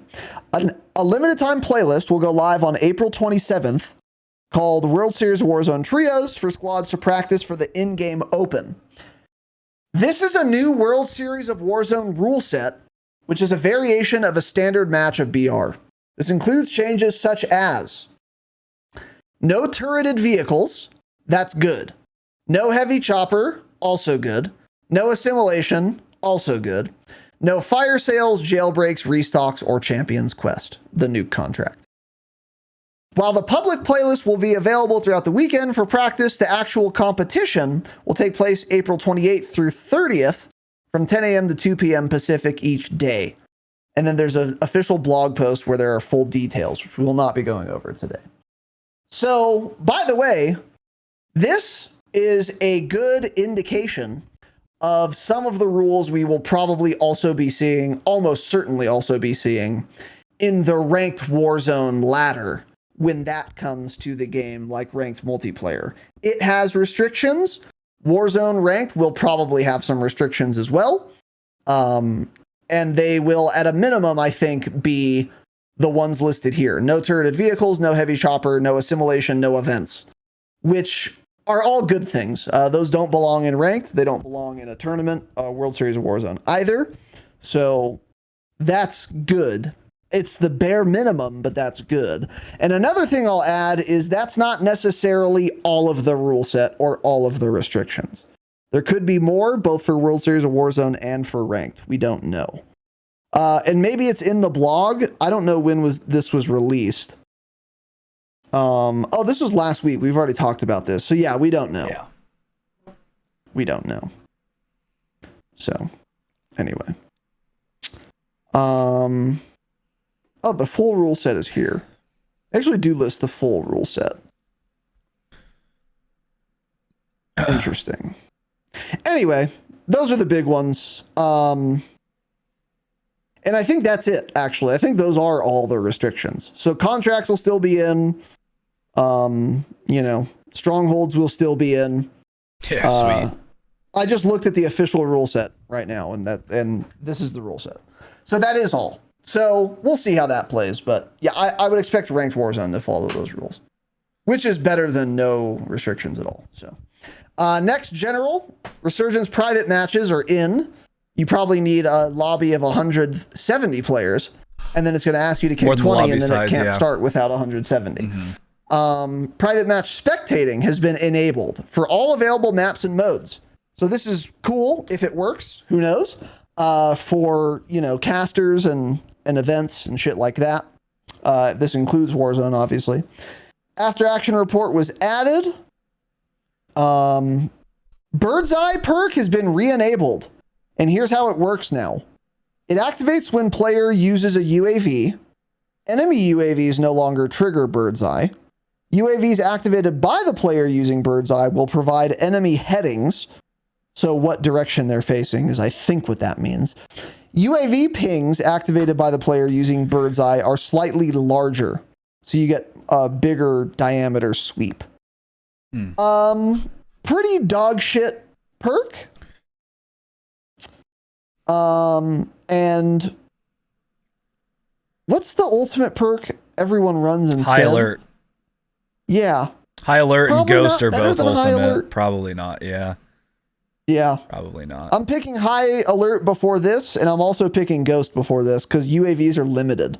So it's back in the game. I guess that's kind of This almost sounds like it should be a bonus perk, honestly. Even then, I would prefer fast hands. They need to make fast hands and Bird's Eye swap those. That would be Well, don't tell them that. No, don't do that. I mean, fast hands reload speed and weapon swap speed should just be the default in the game. Make that basic and then remove fast hands. Yeah, just like crank should be the base movement speed in the game. God, cranked is so much fun. I haven't played it yet on this game, but it was. Well, that's what Joe said was going to happen. So. Oh, did it? Yeah. We'll get into that. So anyway, that's fine though. If Bird's Eye isn't bugged anymore, then it's fine that it's in the game. Don't use it.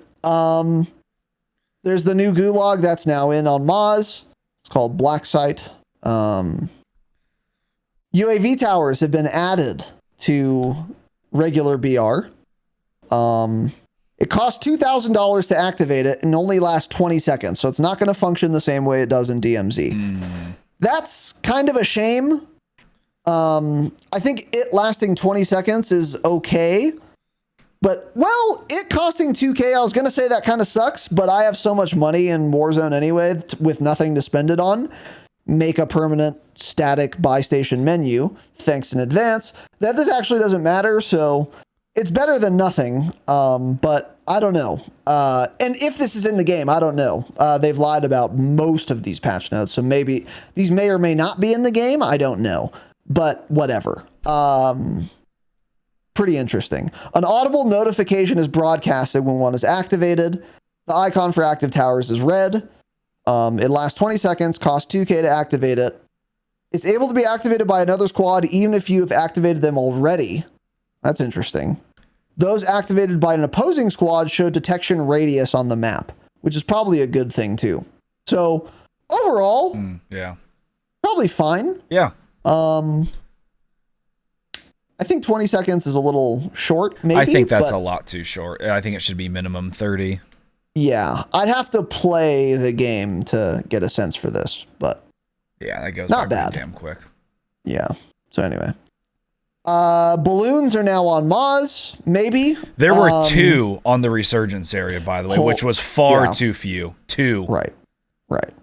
And I didn't see a single person ever hit them. Yeah, I mean that. Even the size of resurgence, there should have been 4, 6 maybe, and I saw 2. Cool. Yeah. So probably won't be enough balloons on Moz either, which was my suspicion when I saw how few there are on Resurgence. But anyway, Almaz are standard BR. Stronghold, hold positions operation. Locate and defend a position inside the stronghold from enemies. The stronghold will be attacked by continuous reinforcements until the operation is complete. I don't know what this means. Yeah, does that mean they're replacing the disarm the bomb thing? I have no idea. Is that what they're trying to say? I don't know. No idea. Okay. Again, yeah, not clear. I don't either. That's just such an easy thing to explain to us as to what that means, and yeah, they don't. Completely unclear. And also, if that is what it means, worse change. Now I have to waste more time. Yep, you have to waste more time fighting AI, right? Yeah. Yep. I can't like speed run and defuse quick and get the fuck out of there. The last thing I want to do is fight AI. And now if I want to do the stronghold, I'm time gated, in fact, which is fun and exciting. So great if it works as I think it does. But I also don't know because they can't write. They have no competent writers. They have a tenuous grasp on English, I think. They're just tripling down on the stronghold shit. Yeah. Now they make the gas mask spawn, or not the gas mask, the big gas can spawn in there. You have the redeploy packs that spawn in there guaranteed.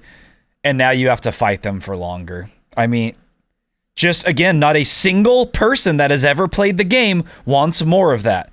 They're either like, okay, this is whatever, it's in the game, I don't really care, or this is bad for the game. And they're just doubling down, clueless, brainless.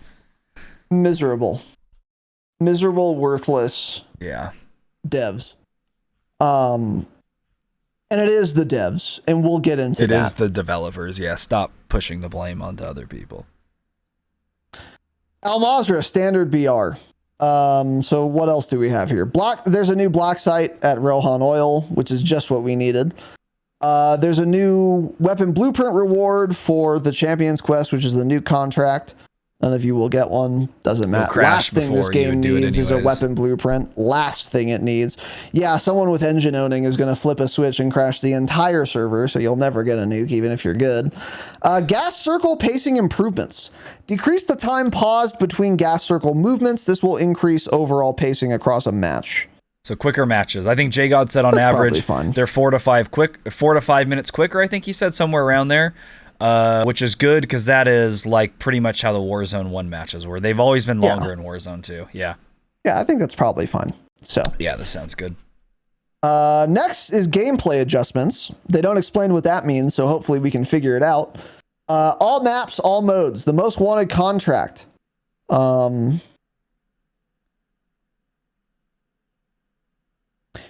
Doesn't matter. Stronghold rewards. Reduce the number of white stronghold supply boxes that spawn to 1 down from 2. Okay. Increase loot found in a white stronghold supply box. So it's the same amount of loot. They just changed it from 2 boxes to 1, probably. Yeah. Cool. Okay. And they went into right. very intricate detail on that topic, so that's great. Al Mazrah all modes Intel contract. I don't care. I don't know, but I don't care. It takes even longer to do it now, and it already took quite a while. So yeah, just continue to stay away from those. Buy stations. The following items will be available at every buy with unlimited stock. Gas masks, very good. That's one very good change, if true. Portable radars. Okay, didn't need that. Makes Ghost a little better though. And then they changed some item prices. They lowered the price. They increased the price of a bunch of items, which I guess is fine because I have unlimited money anyway. But yeah. I mean, I don't know. Whatever. Revive pistol's a big one, from 800 to 4,000. Jesus Christ. I didn't even realize I had never looked to buy one before. There's so much dog shit on there. I don't look for anything except for a UAV or armored plates anyways. Because I don't care about anything else, and it's random. So it's like, okay, well, I'm not going to spend my time looking through all this. So Revive pistol feels that cheap. I've never bought one in the history of Warzone 2. So, but that sounds more in line with what it should be. 800 is too cheap because you can self-res with it. So it's like a second self-res. Yeah. Oh, lovely. So item placement in the menu has been revised in order to keep relevant selections next to one another.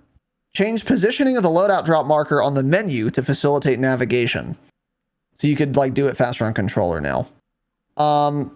Spawn locations have been updated and increased to 42, up from 31. That's very good. So a lot more buys now. That's a lot more buys now. So I'll take that for sure. It's one other good change, if true. Again, ammo caches. They've added some of those as well. It's the thing you run up to it, you press like X, and then it fills your ammo. Mm-hmm. So that's good. I'll take that. That's fine. Ashika Resurgence, rebalanced rewards. We've adjusted rewards for the data heist, sea treasure machine, and sea lion statue side quests, which I've never done in my life. So next section here is quality of life. Oh boy. Let's see if they made good quality of life changes. Minimap ping anchoring. I'm not reading it. I don't care. Spawn protection timeout. Spawn protection will now expire on players who remain airborne for more than 10 seconds. That's probably good. That is good, because I would use that all the time. I would just keep floating and looking around pinging. Yeah, and you shouldn't do that. That's stupid. Which is silly, yeah. And they say they're going to continue to make adjustments if they need to. They're lying, so whatever. What's next? I need to hit this before I go fucking insane. The black site keys are more obvious when dropped. Very cool. New coloring for loadout drops. The squad loadout drop is now blue. Contested loadout drop is yellow. Actually, cool. That's actually a nice little change. Let's do other things first. Like a lot of other things first. I mean, I do like that a loadie you buy is a different color. If true, because a lot of these patch notes are just lies. But if true, that's a nice little change. Well, and also in Warzone 1, didn't it say you were floating down and your loadout's on the ground, doesn't it show, if you're staring at your loadout on the ground, it says like loadout drop on it, that icon's on it? Because it still doesn't do that in Warzone 2. I was floating over mine. That's correct. I see 3 loadout drops, so I have to pull up my minimap. Oh, guess what? They changed the keybind to zoom in and out of your minimap on KBAM. It's not mouse wheel anymore. I don't know if you can change it. I didn't try. You have to press the numbers 1 and 2 on your keyboard to zoom in and out of the minimap. So I had to zoom in by pressing 1 a bunch of fucking times, clicking it, finding my loadout drop on the map, clicking it, so that it pings to then see where it is. Yeah. The HUD is as bad as it was before. I don't know if it'll ever get better. I don't know how it launched as bad as it is. It doesn't work in any capacity at all. Yeah. So that's cool. Okay, It's what super else? cool, yeah. Object elevation arrows. So things you ping that are above or below. Maybe we'll have an up or down arrow how on did your the game mini not map. launch with that? We always had that before. Great How? question. Why? How do you just...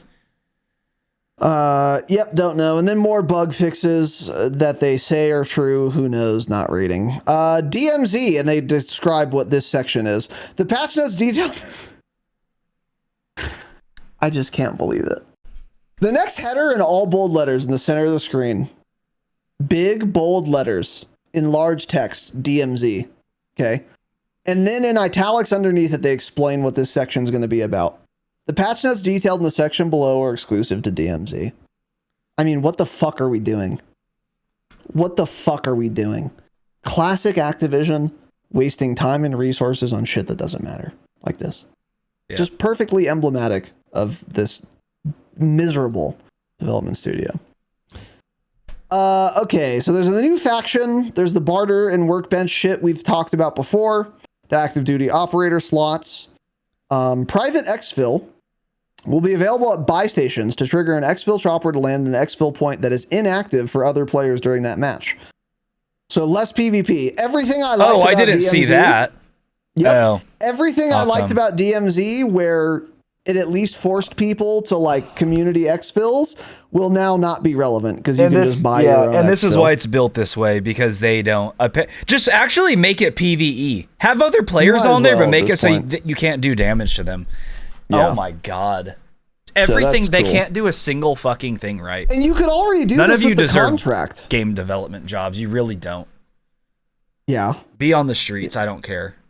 So yeah. Anyway, for questers, this is good. So if you're Yeah, a hey, quester in sick. DMZ Yeah, play and you DMZ. hate Don't shooting ever other fight players, then do that. Yeah. Hey, assimilate with a squad of 6 and do your PvE missions even faster and better, and then privately exfil. Yeah. So there's a new contract called the Supply Run in DMZ. There's a rebreather, which is a new field upgrade. You can breathe underwater That'll with be it. coming to Warzone, I bet. Probably by season 4 we'll see that. I would not be surprised at that. And that's going to be miserable on Ashika Island. People are just going to be underwater, just breathing with a fucking Tech 9 fucking your ass. So that's cool. A skeleton key, so you can, unlock anything. 4 new plate carriers. So this is interesting. The tempered plate carrier, just like in regular BR. The comms plate carrier. Audio alert when an enemy player or squad is nearby, and increased duration of all UAVs and towers. It's very good. A medic plate carrier, which gives you faster teammate and self-reses. And then a stealth plate carrier, which is the ghost perk. Yeah. So, bunch of really strong plate carriers. And those are just on the Don't- ground. You find them and loot them. Yeah, don't love that, but we'll talk more about this later. I want to get to our next section here, so I'm going to fly through this shit. 2 new backpacks. A secure backpack, items that are kept to that active duty soldier if they are killed in an extraction zone and are not consumed for XP upon successful exfil. So once you find a secure backpack, you can't lose it. Ever. Huh. No, you can lose the backpack. It's saying you don't lose the items On a successful exfil, inside that's of right. it, but Right. what? I don't care. So if don't I have know. armored plates, it's not going to put those in my stash because I don't have a stash. So those are still getting consumed and I'm getting XP, right? No, I think it just stays in your backpack. Oh, so you go more into the next keys in raid. Yeah. Yeah. Oh, okay. I like that then. Which is okay. fine, I guess. Cool. Yeah. I would use that every time.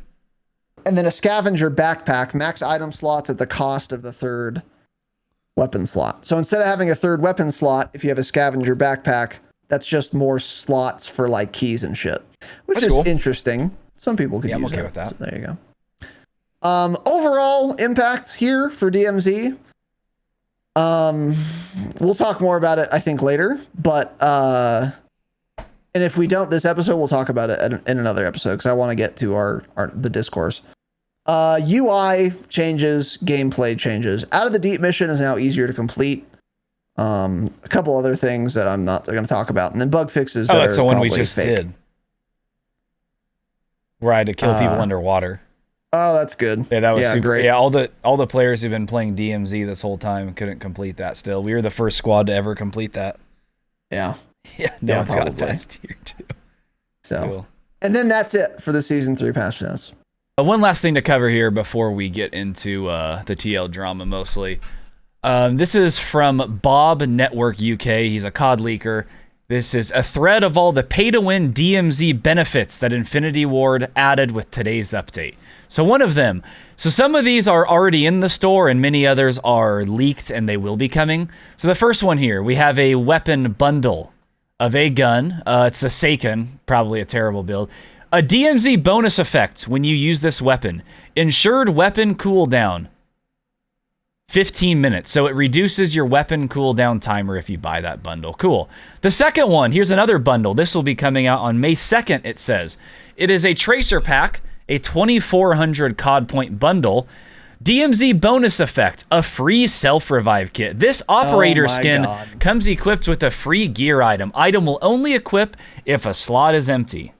So all you got to do is buy that bundle, and you're paying to win in DMZ. You're loading in. If you've never played DMZ, you'll load in with a self-res. If you die, that raid, don't worry. If you have that operator skin equipped, you'll come back with another one. Here's another one. That's crazy. Here's a classic ghost pack. And know what's crazier?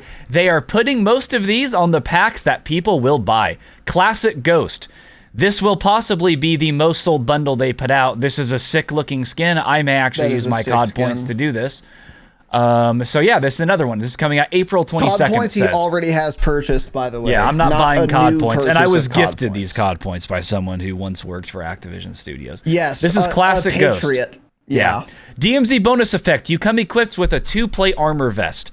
So again, if you die in a raid and you have this ghost skin equipped, normally in DMZ you start with a 1-plate vest. If you buy this classic ghost skin and equip it, you will come into every DMZ raid with a minimum of a 2-plate vest. Pay to win. Another one. Oh, a rose skin. Wow, that'll be popular, right? And it's got a really cool looking Vaznev skin. Vaznev, one of the most popular, most used ranked skins. Yep. So here we go. DMZ bonus effect, a free UAV. This operator skin comes equipped with a free UAV. Every single raid you use it, if you have no UAV, you will come equipped with one. So if it's towards the end of a DMZ raid and you don't have a UAV, don't worry. Die. Come back again, you will have one with that Rose bundle that's coming out. Another one, EOD Specialist. Bundle is already out or has no release date, he says, so I don't know. This comes with a free medium backpack. You start with a small backpack. This operator skin comes equipped with a free medium backpack. It'll equip the slots empty. And that is it for now. So they have actually brought back pay to win in DMZ. Pay to win is back. Actually, we have not had this since in the last 3 or 4 years of COD, really, right? We really haven't had any pay to win thing. And the only reason this is not a bigger stink than it is because most people, most of these sweaty streamers and stuff you follow on Twitter do not play DMZ and do not care, but they should be speaking out about this. Not that Activision would care, but they should be speaking out because this is ridiculous. Pay to win is back. It is thriving, and they put it on all of what will be their most popular bundles, of course. So that's lovely. By the way, what feature did they just add to DMZ? Active duty operator slots. Huh. So there's kind of an incentive to have, say, 5 exactly different operator skins for each slot. Wait. So that you're always getting some kind of benefit. And they said that, though. They said that in the blog post that they specifically stated that last week in the blog post we read. They said every operator can be its own skin. They specifically stated that. Holy shit. They sure did. Oh my God, it's the good slimy news and is, fucking though, scummy. Well, here's why it's not scummy, because a lot of the mission rewards in DMZ, particularly for the story missions, reward you with operator skins that provide you even better DMZ benefits. Psych. Not true. Fake news. Yeah. I just infinity warded you. Yeah. No way to get these by playing the game, being good at the game. Nope. You open that wallet, bitch. That's the only way to get a DMZ benefit like this. You can't earn an operator skin that gives you a DMZ bonus. You have to buy one. It's insane. And like Tanner said, Yep. if it wasn't in DMZ, this would be an outrage. Imagine if this was like in Warzone, you spawn with a tempered plate vest. Imagine if that operator skin existed and was a bundle. Yeah. In the fucking COD store. Oh, yeah, they're thinking about that right now. You got them thinking, buddy. I mean, honestly, I wouldn't be that surprised at this point. Because DMZ, there is PvP in it, you know. Most people don't do it. They take private exfil shoppers. Yeah. But on principle alone, this is fucking insane. Obviously. And deeply scummy. And it coincides with the Black Cell Battle Pass bundle shit they've added, while taking out the bundle you could buy with COD points. It's all a cash grab. It's all for the money. And now we're starting to go into territory where you're trying to get money out of me and it's to my detriment. So this is something I've always said in Warzone 1 is Activision was making money hand over fist in Warzone 1 on microtransactions. And that was fine, and in fact, a win-win situation. Because the players were happy because they were getting cool cosmetics, and you didn't have to spend the money if you didn't want to, because there was no advantage to spending money. But if you wanted to, you could. And then Activision was happy because they were making $3 million per day in microtransactions. It's all fine and dandy. But if you want to make that kind of cash on microtransactions, when your player base is 15% of what it was at that time, well, you got to get more scummy. You got to start removing battle pass bundles and adding this black cell dog shit. You have to start adding pay to win items and skins.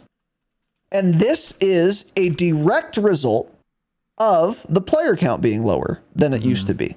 They would not do this if we had as many players right now as we did at the peak of Verdansk, because they'd be making so much money on cosmetic only skins. So is it our fault for not playing the game? Obviously not. It's their fault for making a game that only 15% or so, this is just a guess out of my ass, of players who want to play compared to Verdansk era. And obviously COVID and all that shit. But the way to solve this issue is to not start selling pay to win things. It's to make the game fun again. And then you'll get more people to come back and buy your cosmetic bundles. This is a terrible, terrible step in the wrong direction. Right now it's DMZ only, but I wouldn't be terribly surprised if it came to Warzone or multiplayer. Wouldn't be terribly surprised. I would be somewhat surprised though. I don't think it's likely, but I think it's possible. And they just disable those skins in ranked play, which would also still be insane. Yeah. Even like pubs multiplayer, this would be ridiculous. Or pubs Warzone, this would be absurd. So the principles of it alone is just disgusting and not surprising. So anyway, that's that. So now we're going to move on to news and upcoming changes. This is mainly what I want to talk about today. So overall thoughts on season 3 patch notes. Even if they adhered to the patch notes, they were miserable changes. I mean, miserable changes, miserable weapon buffs, inelegant changes to pretty much every system that needed to be addressed or weapon that needed to be changed. Hemlock was bizarrely nerfed in a way that it shouldn't have been. If you want to nerf the Hemlock, do it differently than you did. Same with the MP5. Not enough weapon buffs at all. So the meta is probably going to be virtually identical to what it was before Season 3 came out, which is not what we want. The sniper change, I'm glad they're one-shot snipers, but again, dog shit, inelegant, binary, terrible way to implement one-shot snipers. If you wanted to add one-shot snipers, this is just about the worst way I could imagine you add them. I can think of so many other ways that would be better. So at least they're in, but it's just in the worst fashion possible. Active duty operator slots instead of just having a stash. So once again, better than before, I guess, but a terrible solution. The Albatross, instead of just having less fucking health, has all of these weird obstacles to using it, and it takes more explosive damage, but that's not the problem. Convoluted, inelegant solution, once again, to a problem. And as always, deeply unclear patch notes where they tell us way more than we need to know in some areas, such as what DMZ as a header means, what that entails, and far too few details on things that are actually important, such as what does Stronghold mission mean? What does that mean? Does that mean we can't defuse bombs anymore? They don't say. Yeah. What does headshot damage reduced mean? What does aim down sight penalty slightly reduced mean? No one knows. So horribly written patch notes, par for the course, and terrible patch notes, and terrible implementation of the patch notes also. This is a massive letdown, the likes of which we have seen before. This is not the worst patch Infinity Ward has ever released. Every update, actually, yeah. Yeah, this is not the worst patch Infinity Ward has ever released. But it is receiving a uniquely bad reception, I guess, be a bit redundant, on Twitter. And in general, if there are forums, it's getting a bad reception there too. I miss forums, man. I miss forums too. Shout out to forums. Wherever there's discourse about Call of Duty, YouTube videos, Twitter, we'll get into that too. Not a great reception. Now, why is that true if this patch is only bad and not uniquely bad, which I think is the case? Well, let me remind you, let's get in the time machine. We're going to go back 1 week. 1 week, last Thursday, right?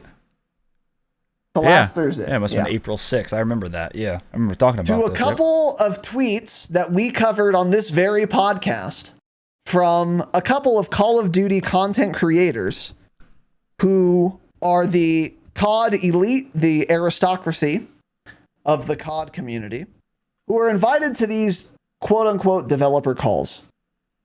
We went over all of these tweets prior to Season 3 coming out, and they released these tweets after the developer call that they had. And they said a lot of things, and they seemed to be very excited about what we were getting. I'm going to remind you all of the tweets. Warzone loadout COD Munity, a Twitter user who's verified, I guess. Just finished a call with the devs. I can confirm that Warzone is back. Fantastic things are to come soon. Mark Clark just finished a creator call with COD. I can confirm they are listening. Joe, Warzone 2 is saved. Ghost of Hope said, Joe just confirmed movement changes, and then Joe replied to that saying, I am silent, which means movement changes are coming. That was the claim. Hunter TV, COD's coming back to my content. Rocker Smixy, I'm excited to play the game with the new updates. It's very clear we are seen and heard, and changes are being made accordingly. Warzone 2 is heading in the right direction. Don't stop voicing your opinions in a respectful manner. Yeah. Well, like when we said we want red dots on the minimap back, and they said, yeah, we hear you and fuck you. Yeah, for sure. Swag tweeted, no TTK or movement updates? Charlie Intel replied, side eyes emoji, implying that there would be updates of that kind. Repulse also replied, that's not until patch notes lil bro. And then Ted Timmons said, you didn't show up for class, swag? Implying that there would be TTK or movement updates. Pro Reborn, we've been asking for mechanical changes for 5 months, he complains. J-God replies, wait for the patch. LOL. Implying that the patch is going to be good. Season 3 is the patch, of course, in question, with all of these tweets. Repulse, another one, said, and so it begins. And I'm sure there are probably more. These are the ones we talked about last week. But there are probably more of very big content creators, very big streamers, very big YouTubers who were in this call or heard about the call from their streamer friends and hyped this thing up like fuck. Well, patch didn't quite go the way we were led to believe by these content creators. And there's a lot of discourse as a result of that. Because after all those tweets, everyone, myself included, by the way, was genuinely excited and hopeful for Season 3. Yeah. Because it sounded like we were going to be getting movement updates, time to kill updates, Warzone's back, all kinds of crazy shit. Saved. Warzone is saved. Like, unironically, 2 people tweeted that in our selection. So we were genuinely hopeful because these were the people on the call with the devs. So surely they would know. And now there is a lot of hate flowing to a lot of people on Twitter because guess what? There were no TTK updates with Season 3 like they said there were going to be. There were no movement updates like they said there were going to be. There were no mechanical changes like they said they were going to be. They were not listening. Warzone 2 is not saved. In fact, it's as much of a disaster as it was beforehand. And honestly, I don't know if anything very exciting got added with this patch other than one-shot snipers were added again in the worst way possible, but at least they were added. That's kind of the only new feature that I think is like really cool. That's it. So everyone's like, what the fuck happened to all these tweets? Where are you guys? Help me. So now it seems like there are 2 camps. There's one camp of people who are shitting on the streamers who were tweeting and all excited. And then there's another camp of people shitting on the devs who told the creators to get excited, I guess. And then there's like a third camp, or there's this guy also we're going to get into in a second, who says no one deserves hate except Bobby Kotick. Bobby Kotick or something. So there are a lot of hot takes. We have a selection of them that we are going to go over in no particular order. And we're going to address the thoughts and concerns here. So Tanner, why don't you take us through some of these, man? First one here. Order. Do we want to even name these people or no? Maybe we should just not name them. Okay. Yes. Got it. Yes. Okay. First one, Pro Reborn, YT. He tweets out a lot of things. Big tweeter for sure. He starts off with friendly reminder that all this backlash and energy should not be directed at individual game developers. I can assure you all your favorite game is being held hostage by greedy execs who only care about money/data and select hard-headed leads who also care about data. Who also only care about data, yeah. I do not like when people say this at all. This is such a our generation type of thing where you always want to blame the guy with money, the guy up top. Exactly. Because it's all, you know how the world is now. With our younger generation, us and younger, they are definitely this way. Blame the rich, eat the rich, fuck the rich people. They shouldn't have all that money, blah, blah. So I like to blame them for everything. I can assure you, the execs at Activision Infinity Ward have absolutely nothing to do with the day-to-day operations of what is changed in Warzone. I can assure you of that. They have nothing to do with it. There are things that are out of the control of Infinity Ward, Treyarch, Sledgehammer, Raven, like skill-based matchmaking. That's Activision. Yeah, that's the execs. They have data that it keeps people playing. That's on them. The shadow ban system. That one, I still don't get why people tweet at devs like, can you check out my shadow ban? They have absolutely nothing to do with that. That's Activision. Right. The whole shadow ban system, that's all Activision. The fact that people want to blame the execs, though, for not having footstep audio in this game, for the precision airstrike being in the middle of my screen, for the RPK being meta for 4 months, you're just fucking stupid. You're just actually trying to get like on the good side and be like, oh, please send me that mouse pad, please, Warzone, I want that mouse pad so bad. Like you guys are so good. The devs are hardworking people. Hey, a lot of them aren't. Like in most jobs, a lot of people are shit, a lot of people are good. Stop pretending that every game dev is some hardworking hero. They're perfect. They're trying their best. They want what we want. No, they don't. I've seen a lot of them play. We've seen gameplay. They're not good at the game. They don't want what you want at all, most of them, trust me. There are some of them that will complain about a lot of things, yes. But I hate how everyone just tries to push the hate off onto the execs and other people that have nothing to do with the day-to-day operations of this game and what changes in Warzone. Yeah. The execs had nothing to do with a heavy chopper change at all. Nothing. They are not Exactly. involved with any of this. Stop saying don't blame the devs when it is 100% the fault of the developers for the state of Warzone 2. It is. It has nothing to do with the execs. It's the developers of the game. It's primarily the devs. I totally agree. So yeah, this Pro Reborn guy, he's not like some fucking, he's not swag or anything. He's not some huge streamer. He's got like 10,000 Twitter followers. This He's in tweet didn't Carnage, get a that's ton why. of traction. And he got kicked out of Carnage. That's who he is, yeah. Oh, for his schizo rant at like Huskers or whatever. I vaguely remember that. Yeah, something. Something. He's mentally ill. So normally I don't like to publicly pick on mentally ill people. But in this case, this is emblematic of a very common refrain from a lot of people, a lot of like streamers or whatever. Hashtag creator code, hashtag COD partner. We'll get into that discourse in a second. Where they say, oh, guys, the devs are trying their hardest. They're overworked. It's not their fault. Don't blame the devs. And then they also say, like, you're going to hurt the devs' feelings by, like, criticizing the game. So we're not picking specifically on this guy. This is just a perfect example of how brain dead everyone who says don't blame the devs and it's not their fault is. Yeah. This is just one person who made the tweet that we happen to see. But many of these streamers, far bigger than this dude, have made the same mistake in critical thinking or uncritical thinking, because it's really simple. Friendly reminder that all this backlash and energy should not be directed at individual game devs. They are being held hostage by greedy execs. Okay.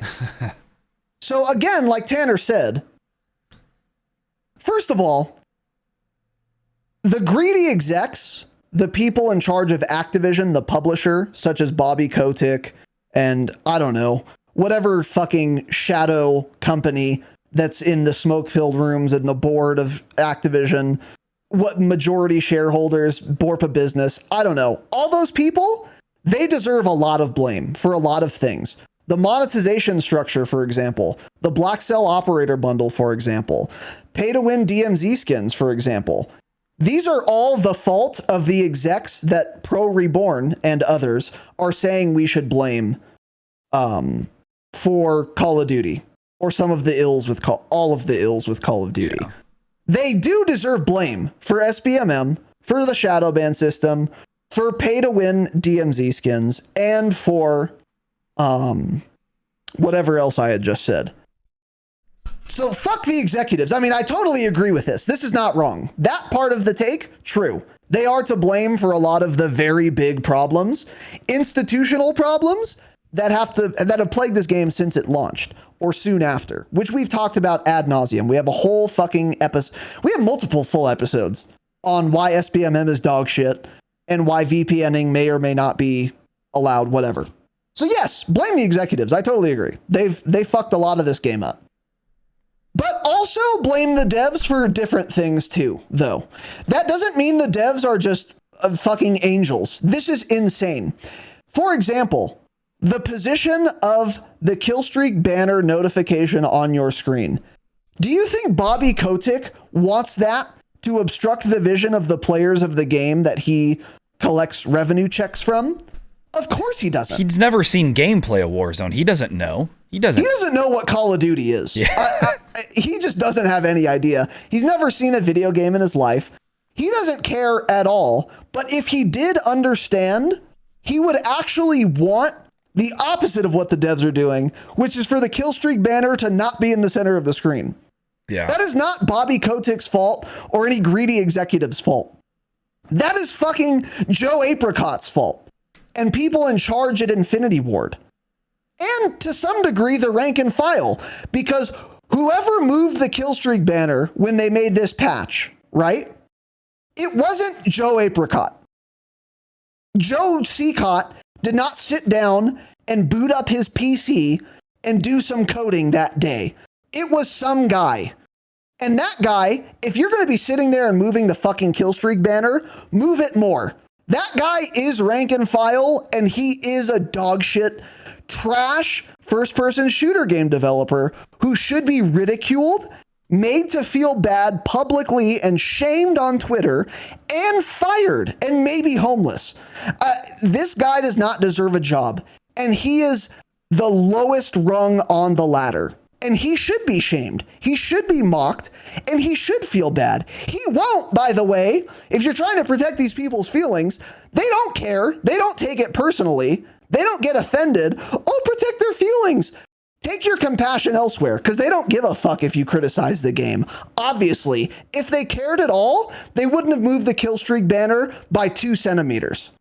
So even the dev on the lowest rung of the ladder is to blame. Yeah. But largely, Joe Apricot and the head of the development studios are to blame for many of the issues. Not for SBMM, not for EOMM, not for pay-to-win operator skins, but footstep audio, for example, or parachute audio. Do you think the executives don't want there to be footstep audio? No, exactly. Yeah. It's an absurd proposition. If you're a greedy executive, why would you want footsteps to be silent? You don't gain anything from it.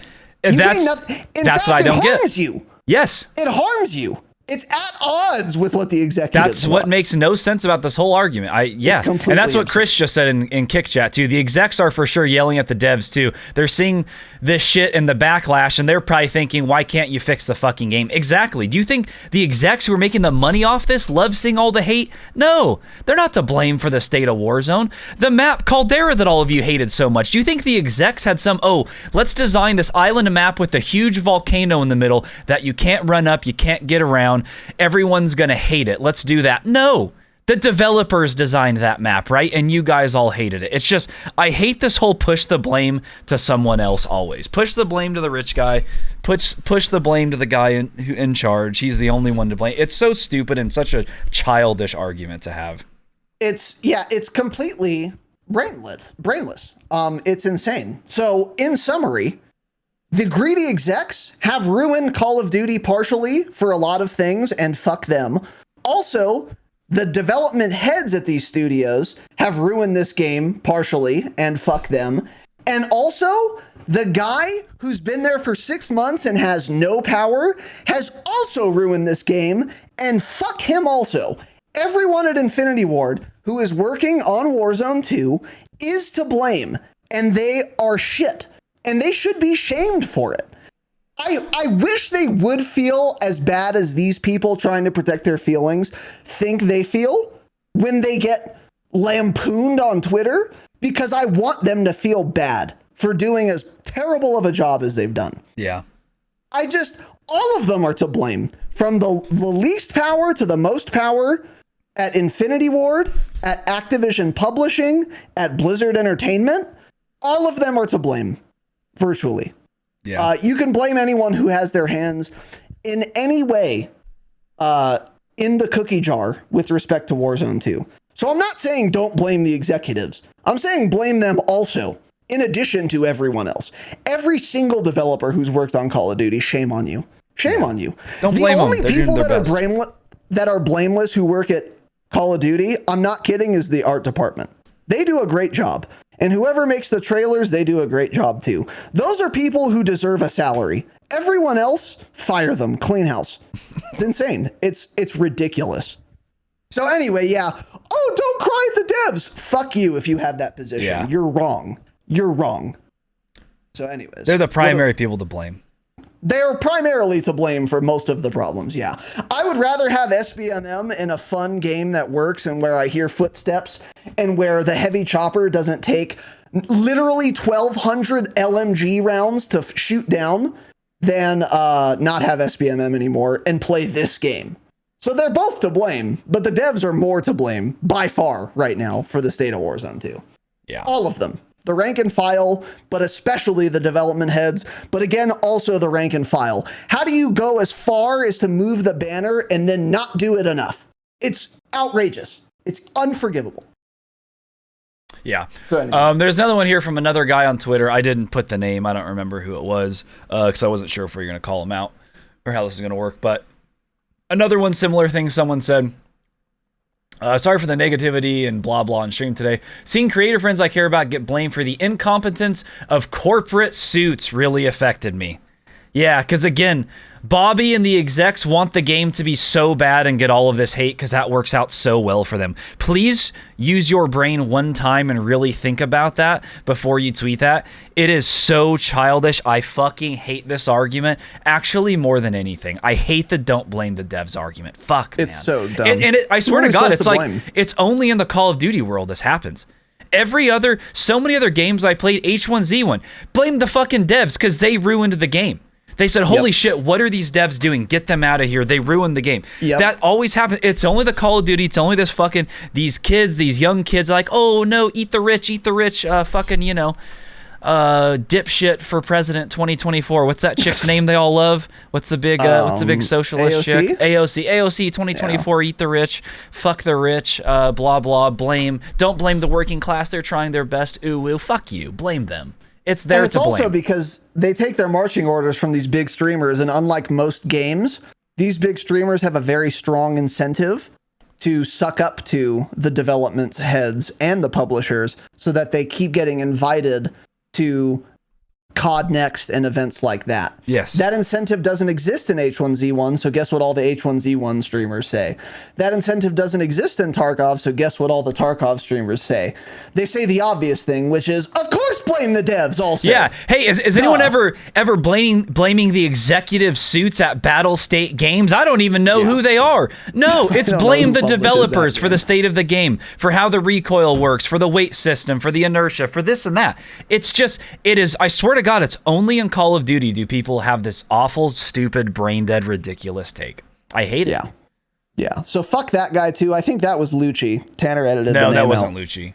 I can't remember who. It wasn't even someone I follow. It just came up on my For You page. Some other fucking idiot who had the same. Lucci's been hating on the game a lot. I don't think he said but much good. Lucci's a COD hater right now. But yeah, it's like these people that we had talked about that had all these positive tweets, why were they in that creator call? Because they're those type of people that will stir up that type of excitement. Because they get excited over everything. Ooh, the sliding animations 1% faster. Call of Duty is saved. Warzone is saved. It's those people that are invited because they are the way they are. Because they get hyped up like that over ridiculous nonsense. One minor thing changes and they say, ooh, huge W update, love the direction you're going with this game. What are you going to say a year from now when the game's still shit? Love the direction we're going. Game's been out for a year and a half. What the fuck are you talking about? Love the direction we're going. It should be perfect by now. Yeah, we're too far gone. So, next tweet is from Joe-O, Average Joe-O. Well, yeah, I wanted to include this just to remind myself. It's the tweet is titled "I'm sorry," and then it's a link to a YouTube video, a 10-minute YouTube video. He hired a whole film crew to come over the day of the update to make this sad video, which I had the distinct displeasure of watching. So in its entirety. So basically, Joe-O is one of the more popular people that was on the call and was hyping up Warzone 2 being back in Season 3. And then he was apparently getting a bunch of hate on Twitter because he hyped up the update. And people were mad at him because they thought he was lying or something. I have a lot to say about this. I'll start by saying this in Joe-O's defense. And in the defense of everyone who was on that call with the devs, I don't think they're all lying. In fact, it's absurd to think that they are all lying. Because if they knew we weren't actually getting movement or TTK updates, there would be no reason for them to say that we are. Because then the update would come out and they'd get a bunch of hate for lying.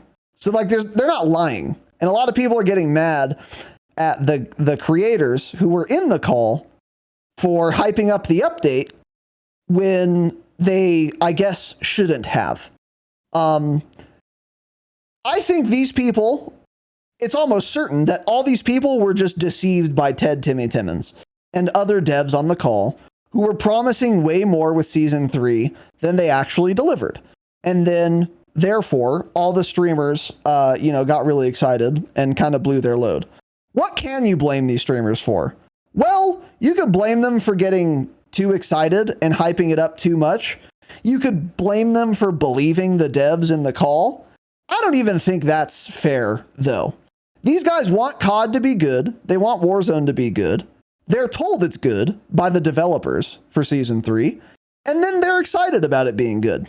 Hardly their fault. And if they want to talk about it, again, hardly their fault.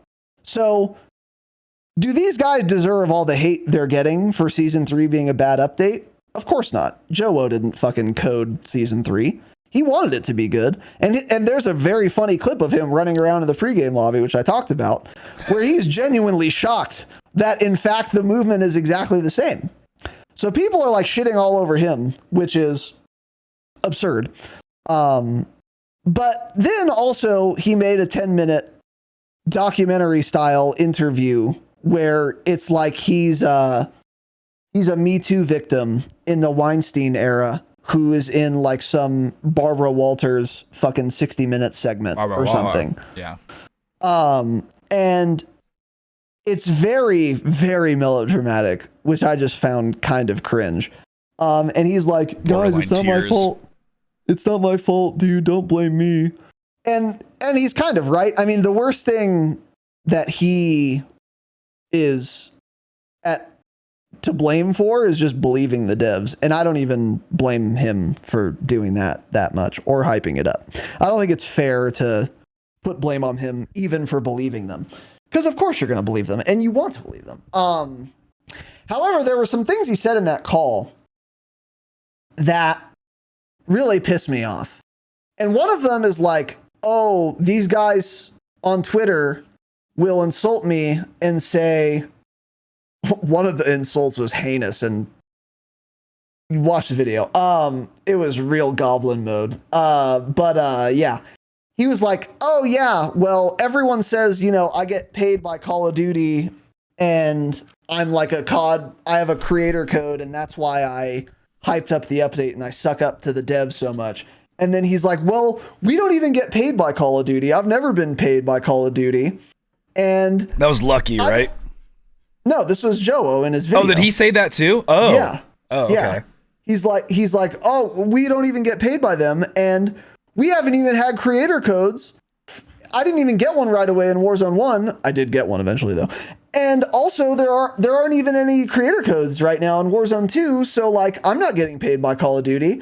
I have no incentive to suck off the devs on Twitter. And that pisses me off. So like, is this Joe's fault? No. Is it the other creators' fault? No. Not the updates shit? No. I don't even think it's their fault for hyping it up. Yeah. But also don't tell me that you have no reason to be favorable toward the devs and the publisher on Twitter just because they don't literally write you checks. Yep. Another take I hate. Hey, yeah. That was the implication when he was saying this. He's like, I don't get paid by Call of Duty, so I keep it real with you. That's just not true. Just because they don't literally put cash in your hand doesn't mean you aren't deeply incentivized monetarily to stay in the good graces of Activision and Infinity Ward. Yeah. Why is that? You get invited to COD Next, meaning you can make a YouTube video, schedule it to go live with the brand new game, and you schedule it to go live at exactly the second the embargo is lifted on Call of Duty MW2 gameplay, and then monetize that video, obviously, and get buckets and buckets of ad revenue. And that's only possible if you're invited to COD Next, which is only possible if you're not deeply critical of Activision and Infinity Ward on Twitter.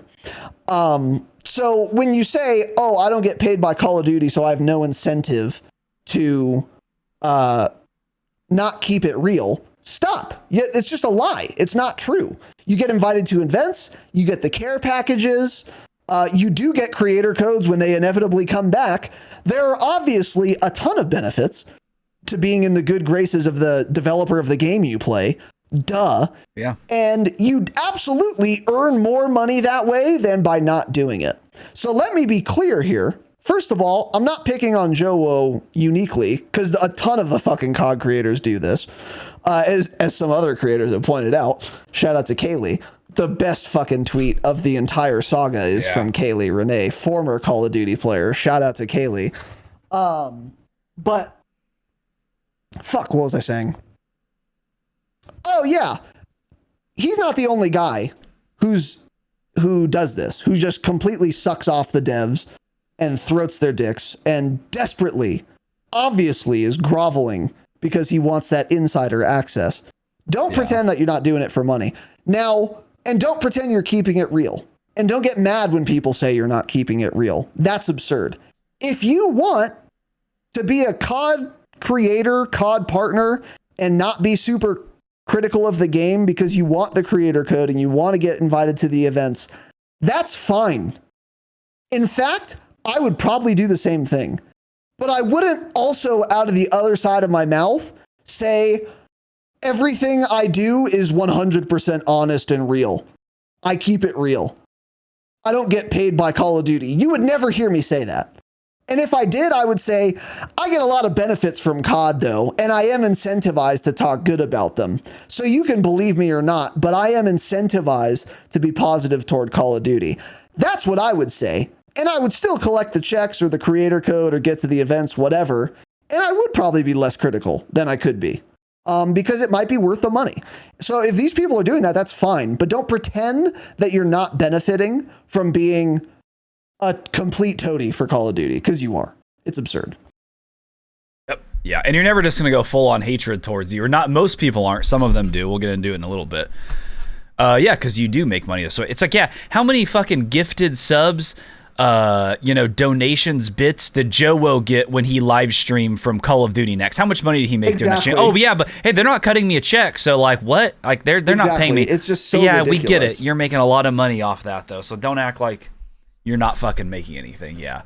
So yeah, Lucky tweeted that too because he tweeted this little video because someone's like, creators do this and it's so cringe. Yeah, Lucky got all pissed. Lucky Shamu, I think his name is, for anyone wondering. He got all pissed because someone was like, yeah, like, you already cashed the check from Activision. He's like, we don't get fucking paid by them, blah, blah. He's like, what are you talking about? We've never been paid. We don't have creator codes, blah, blah. Okay, let's clear a couple things up. Yes, there are many people who very incorrectly make comments about content creators getting an actual paycheck from Activision. There are a lot of people that think that. That's not true. They don't get actual paychecks from Activision. It's like we just said right now. They get invited to these things. They get to stir up hype. They get to be the first one to play things, the first one to post videos. So they make a lot of money from doing this. Sure, they don't get a direct check that's signed by Bobby Kotick or something. Yeah. But it's like them pretending like they don't make any money from partnering up and being involved in these creator calls is just like mind-blowing to me. Another thing too, you see people say a lot on these little shit 13-year-old kids that watch them. That's what's most annoying about it. Yeah. They don't understand. They can't see A to B. Lucky also said, like, I'm not a COD partner. Like, I don't get paid. Like, I've never been a COD partner. Okay, yes. Yeah, we know. That's something else I say a lot. I say COD partners.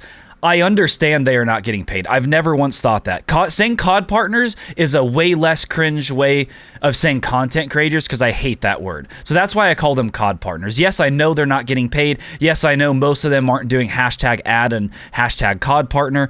When that's happened in the past, it's like the Warzone videos that like Swag did and other people were involved in. And they tweet out a video, say like, Call of Duty flew me out. I was in a commercial, blah, blah, COD partner. Yes, he got actually paid for that. I know most of these guys, almost any of these guys, they're not getting paid directly from Activision. I'm still going to continue to call them COD partners because that's essentially what they are. They're partnering up with Call of Duty to be invited to events, be in these creator calls, because they're overly positive people that will complain about little things, but they'll be like, oh, but you know, game's going in the right direction. It'll be fine. We just have to keep grinding, blah, blah. That's why they're invited, because they have that attitude. That's why we could have 10,000 live concurrent viewers right now. We could be number one in the Warzone category. Raz and I would never, ever, ever in our life be invited to any Call of Duty event ever because of the things we say and the things we've said on literally hundreds of episodes for hours. We would never be invited. I don't expect to. I don't care to because I don't care to meet any of them, really. Doesn't matter to me. It would get violent if I was invited to Con next. I would bring Molotov cocktails. So yeah, it's probably a good idea not to invite me. I would find the community manager or whoever writes the patch notes, and I would beat them. I would conduct violence in real life. That's a joke, by the way. That actually is a joke. I'm not literally advocating for violence, but I do hope that these people are unemployed soon and they have trouble getting welfare or whatever, and they never work in tech again. I genuinely want that to happen. You can't be this incompetent. You just can't. And that's the other thing again, too. You're is in the art department. Most of these people on these calls that go to COD Next, a lot of them I can tell are very fake. They are extremely fake. I don't want to be involved with those people. People say we're negative. People say we're this, that. We're just realistic about this shit, where a lot of these other people just lead you to believe I'm negative now. They're super, they're super positive and uplifting and all this and that. But it's just a lot of these people are fake, and it works very well in this world and in streaming. The fake people are usually the biggest ones. Not always. There are some real people for sure that are huge, but usually that's what gets you big, is like that fake positivity, M-fam, peace and love, but also Huskers, you're a and you should go kill yourself, etc. Things like that. So there's a lot of fake people involved in it. That's what I don't like. Yeah, 100%. 100%. I want to check my email right now. Maybe we got an invite to the next COD event. Actually, we should check. I suspect we did. Business at thedropshot.com if anyone wants to invite us. So next is from FaZe Santana, who is also known as Dante. And boy, am I fucking glad. Am I happy to see this tweet? Am I happy to read this tweet? And I am on record saying fucking Dante is based. And he's smart and he's doing things correctly. Dante's been this way for a while, yeah. And wouldn't you know it, he continues to be based. Here's what he tweeted yesterday. I respect my community enough to keep it 100 instead of giving them false hope on these updates. The PR packages have stopped coming my way, rightfully so, because of how real I keep it with you all about this game. So he's not getting invited to the next COD event where he could live stream, like Tanner said, and make a ton of cash. Don't have to be paid literally to benefit from doing this. So, but he keeps it real anyway. It's not even about the bread anymore. This isn't right what they have done to us as a community. The first thing I see when I load up the game is a battle pass being thrown in my face. You try and bring back nostalgia just to save face and say, see, we're listening. All the creators who have gassed up each and every update should be ashamed of themselves. But don't worry, y'all gonna be invited to that next COD event, bro. It's funny. I'm kind of retarded. I don't like him. I'm trying to find my... What did he say? God I don't damn know it. which one you're searching for. Yeah.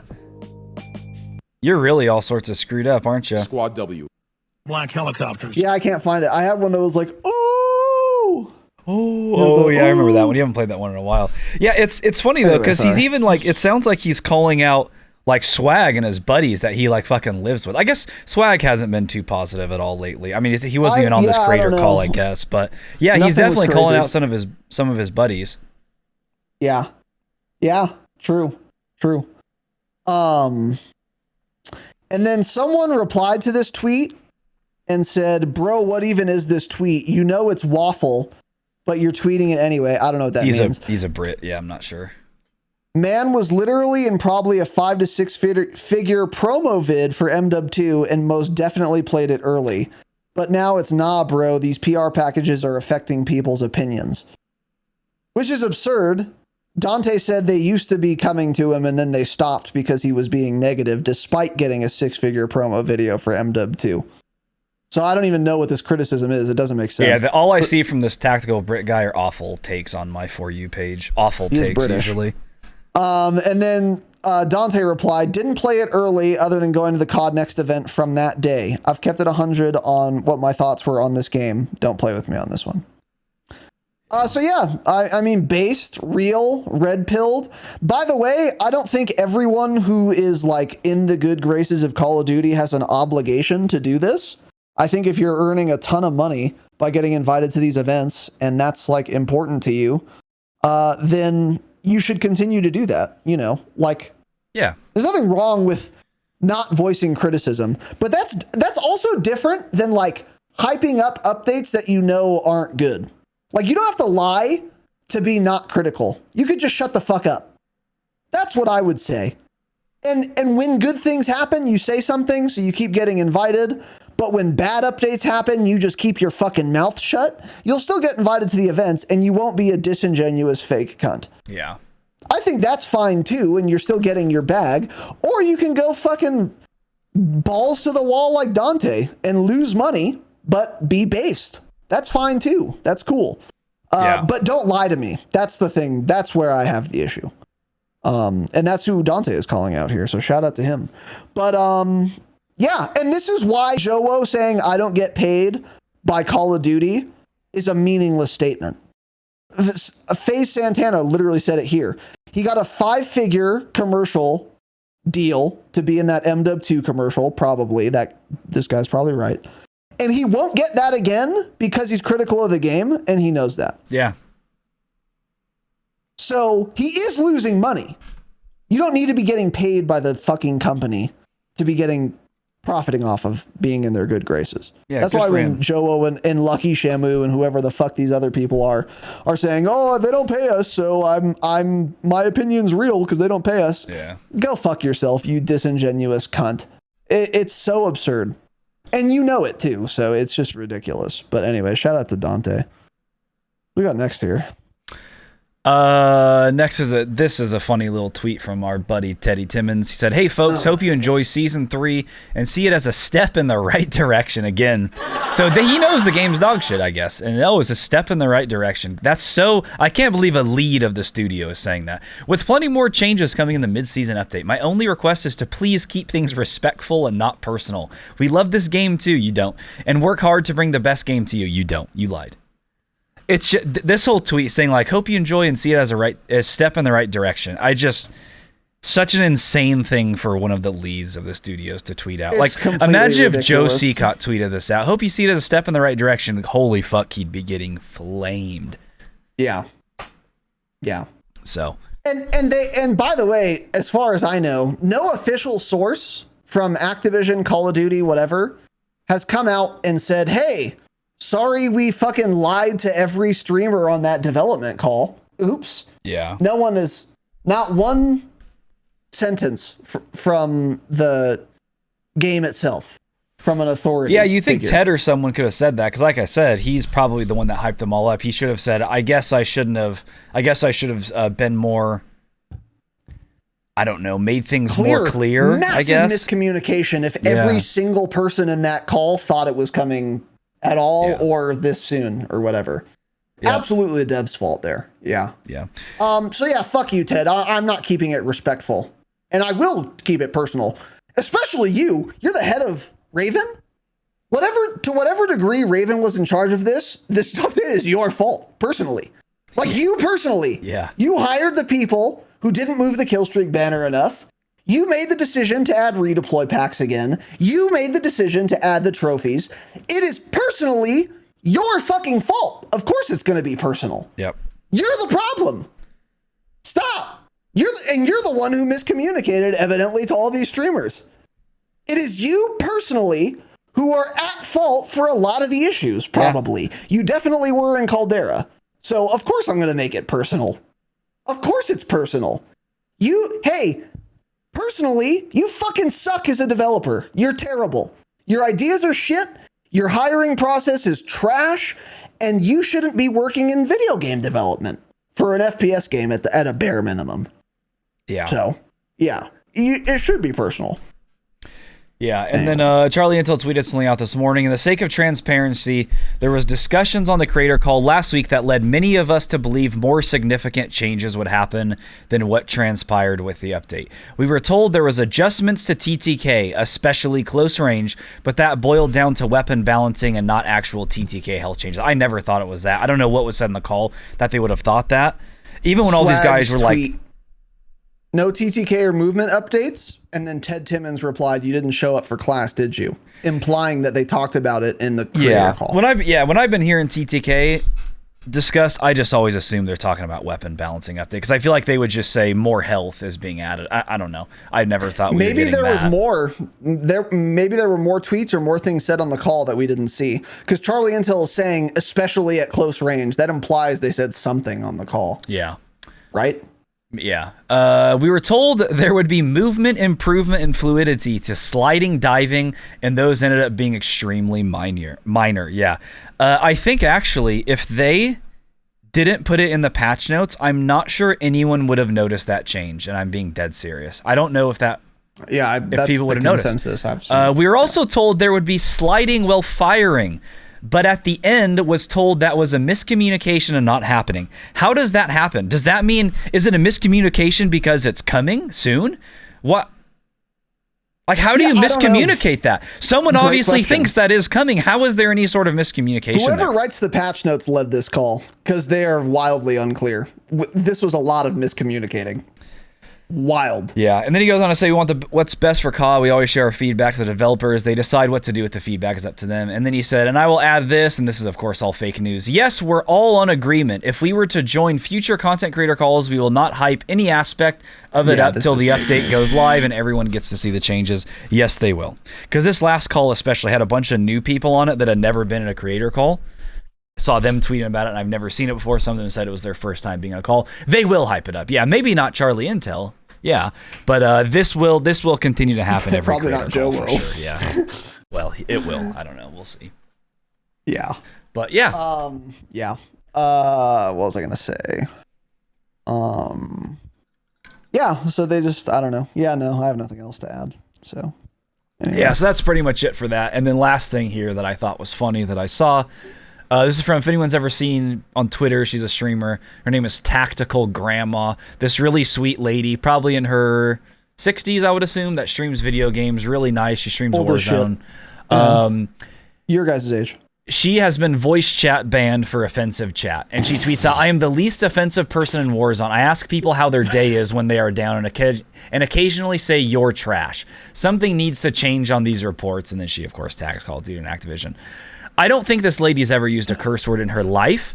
This just shows what a joke the offensive chat, voice comms, and name system is. It's a huge joke. It's as bad as the shadow ban system. It doesn't work. Remove it from the game. There are videos of people in ranked getting players shadow banned mid-match by just constantly reporting them for offensive chat. All of this shit for cheating, and they just get kicked out of the match. Kicked out of the ranked match. Yeah, they kick them out of the match. That is how bad the system is. It shows you it doesn't work. If people want to abuse this, they absolutely can. And it will always be abused until it's gone. So this is a joke. Fucking do something about it, Activision. Such a stupid system. You don't actually care about anything, considering I've seen some pretty crazy names. You have no real name filter that works. I've seen variations of the N-word in there. I've seen shit about Hitler, all sorts of things. So, hey, those get around your system. Maybe figure that out and get rid of this offensive chat warning, because I can assure you almost no one takes this seriously anymore and actually reports people for saying something that needs to be reported. And it's never going to work. You've obviously never played your Call of Duty game, because these are the suits. These are the suits. They've never played the game. They don't know how these lobbies are. This will never get used correctly. It needs to be gone. Yeah. Yeah, it's insane to me that a 65-year-old woman named Tactical Grandma isn't allowed to use VoIP. Meanwhile, 10 people in that lobby have the name with fucking 8 different racial epithets mixed in. Not even creatively. Like, just so easily screenable. It's completely ridiculous. That's what I was going to say is, like, I've seen so many N-word names. Yeah. And Tactical Grandma isn't allowed to VoIP anymore. Yeah. I mean, what are we doing in Infinity Ward? Not working. What's it called? I saw a name again. I played one match this morning. So many things happened in that one match. The precision airstrike banner, the HUD being fucked up. I saw some guy that I killed, and his name was Angry, and it was the slur for Mexicans that involves eating beans. That word. I was like, oh, okay, so you can use that too. That's but great. But Tactical Grandma got offensive chat banned for saying normal, your chat. Wasn't it? It didn't have the E in it, so it was the food and then the R at the end. Oh, yeah, I see. But so I'm like, okay, that's pretty funny.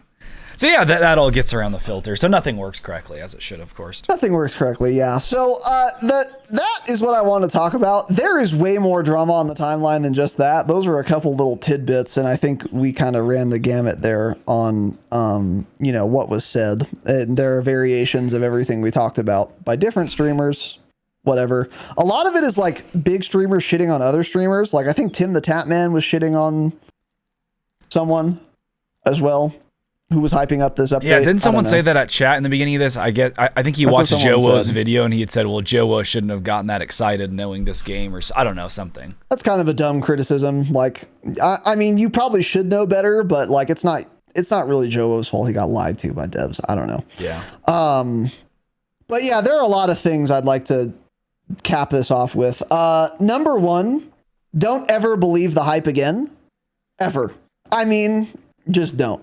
We've said this time and time again. We're going to fall for it again, too. So hopefully you guys will remind us. You're already falling they for it. You're promise excited for the things- game, for the title this year, the main title. Yeah, don't be. Oh, yeah, it's going to be dog shit. Everything Call of Duty's doing is going to be shit until they like lose money or fire every development head. Yeah, I'm a complete doomer now. I mean, this is a terrible, terrible update. And this is the update that needed to be really good.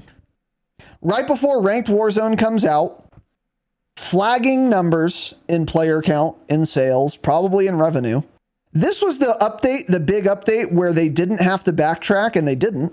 They didn't have to go back to the 1v1 gulag and shit.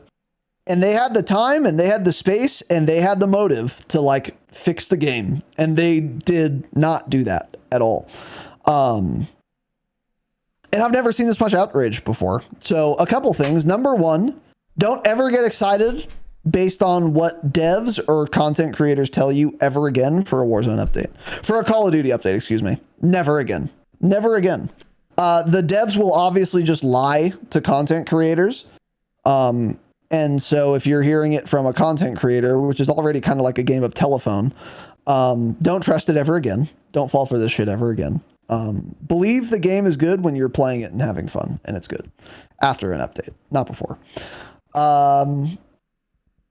And I've never seen this much outrage before. Yeah. And I do wonder. So here's another thing. I don't know how much revenue they are going to generate from season 3. So on the one hand, people are pissed. There's going to be some boycotts, some people refusing to spend money on the game who maybe otherwise would. People who don't play the game when they otherwise would. But also they added like the Black Cell Battle Pass. Many people are going to buy that because they just want the Battle Pass bundle no matter what. So they're going to make some revenue there. They're going to make some revenue on the pay-to-win DMZ skins. They're going to make some revenue on the new cosmetics or whatever. And then the real question is Season 3 going to result in more money than they expected or less or about the same? And let me be clear, the only way anything changes with the culture, the infrastructure, the systems, the patch note writing process, the patching process itself, the creator call, communication, anything substantive, the only way any of it changes is if Activision makes far less money than they think they should be making or expect to make. That is the only way anything changes. So let me be clear. If they make a lot of money from the DMZ pay-to-win skins and the Black Cell Battle Pass, and the revenue is as expected or greater than expected, they won't care about this backlash, and they will continue to not be custodians of the game, and we will continue to get patches of this caliber, meaning the patch notes aren't written well, the changes aren't done well, they don't even have the right idea, and then they implement it in the worst way possible. All of the bad things with Season 3 will continue, and the only way it won't is if they make far less money than they expected to. That's the only way. Now, again, I've never seen this much outrage before. So in addition to not many people playing the game, the gameplay changes here are not going to bring many people back. So they're not going to get more revenue passively by having a higher player count. That's not going to work because the update isn't good. And in addition to that, they also are going to get people boycotting. So if they are finally going to lose revenue as a result of the hype and the letdown that Season 3 has resulted in, that is the only situation in which we will see changes. And if that is the case, we will see broad sweeping changes rapidly, because that will incentivize Activision to get a move on and start fixing the game. And they are capable of doing it. They just haven't had a reason to yet. So you better hope, if you enjoy Call of Duty or want to enjoy Call of Duty, that they lose a fuck ton of money right now with Season 3 while the boycotting is hot. And if you want to contribute to that, don't buy the fucking Black Cell dog shit. Don't buy any COD points. You can spend the COD points that are already in your bank, obviously. But don't spend any more real United States dollars or whatever fake money you have other than COD points. And if you want to contribute, and if enough people don't spend any more money, then all of a sudden the game is going to be fixed real fucking fast. Red dots on the minimap return, slide canceling comes back, you can shoot while sliding. Your guys' fucking heads would spin if you realized how quickly things could change for the better if there was actually a monetary incentive for them to respond to, which is the only incentive they'll respond to. Yeah. Do you think they're going to lose money on this update? No, not at all. They're making more money. Charlie Until already tweeted the Black Cell. Oh, good. That's Black great. Cell bundle was the number 3 most purchased thing on Steam today. Oh, Like in all of Steam. So, and that's just Steam itself. So yeah, everybody's buying it. Probably because people don't realize you can get past it without buying it. You have to click about 30 buttons to be able to get by it. So everyone's like, oh shit. And then they accidentally just buy it. Enable two-factor to exit out of that menu. Yeah. Yeah. So, and you know, so even though the content creators were lied to by the devs and hyped up the match or the new update a lot, didn't do much. I mean, even just looking at the Steam charts here, the 24-hour peak from this update is less of a peak than the highest peak in the last 30 days. Yeah, but day one is when the game always has the most players. Oh, I see what you're saying. Yeah, sorry, I misunderstood. So the highest, it's still like 40,000 below the highest peak we had in the prior 30 days. A major Season 3 update that is shocking. Yeah. So we'll see how those trends continue. But yeah, I don't really have anything else to add. Yeah. So we'll see. It's going to come down. I mean, player count is only effective for us to gauge how much money they're making as a proxy. Because if there was one person playing the game and they were making $3 million in microtransactions, they would cater to that one person. They don't care how many people are playing the game. They care how many people are playing the game because that translates to how much money they're making. But if player counts are down 10% after Season 3, but they're making more money because of the Black Cell bundle and pay-to-win DMZ skins, then nothing's going to change for the better. So you guys better hope they're making less money. That's the only thing that matters. Not even player counts matter. Yeah. Because those are only a proxy for how much money they're making. So we'll see. I'm tired, I'm hungry, and I'm done. So stay humble. Stay humble.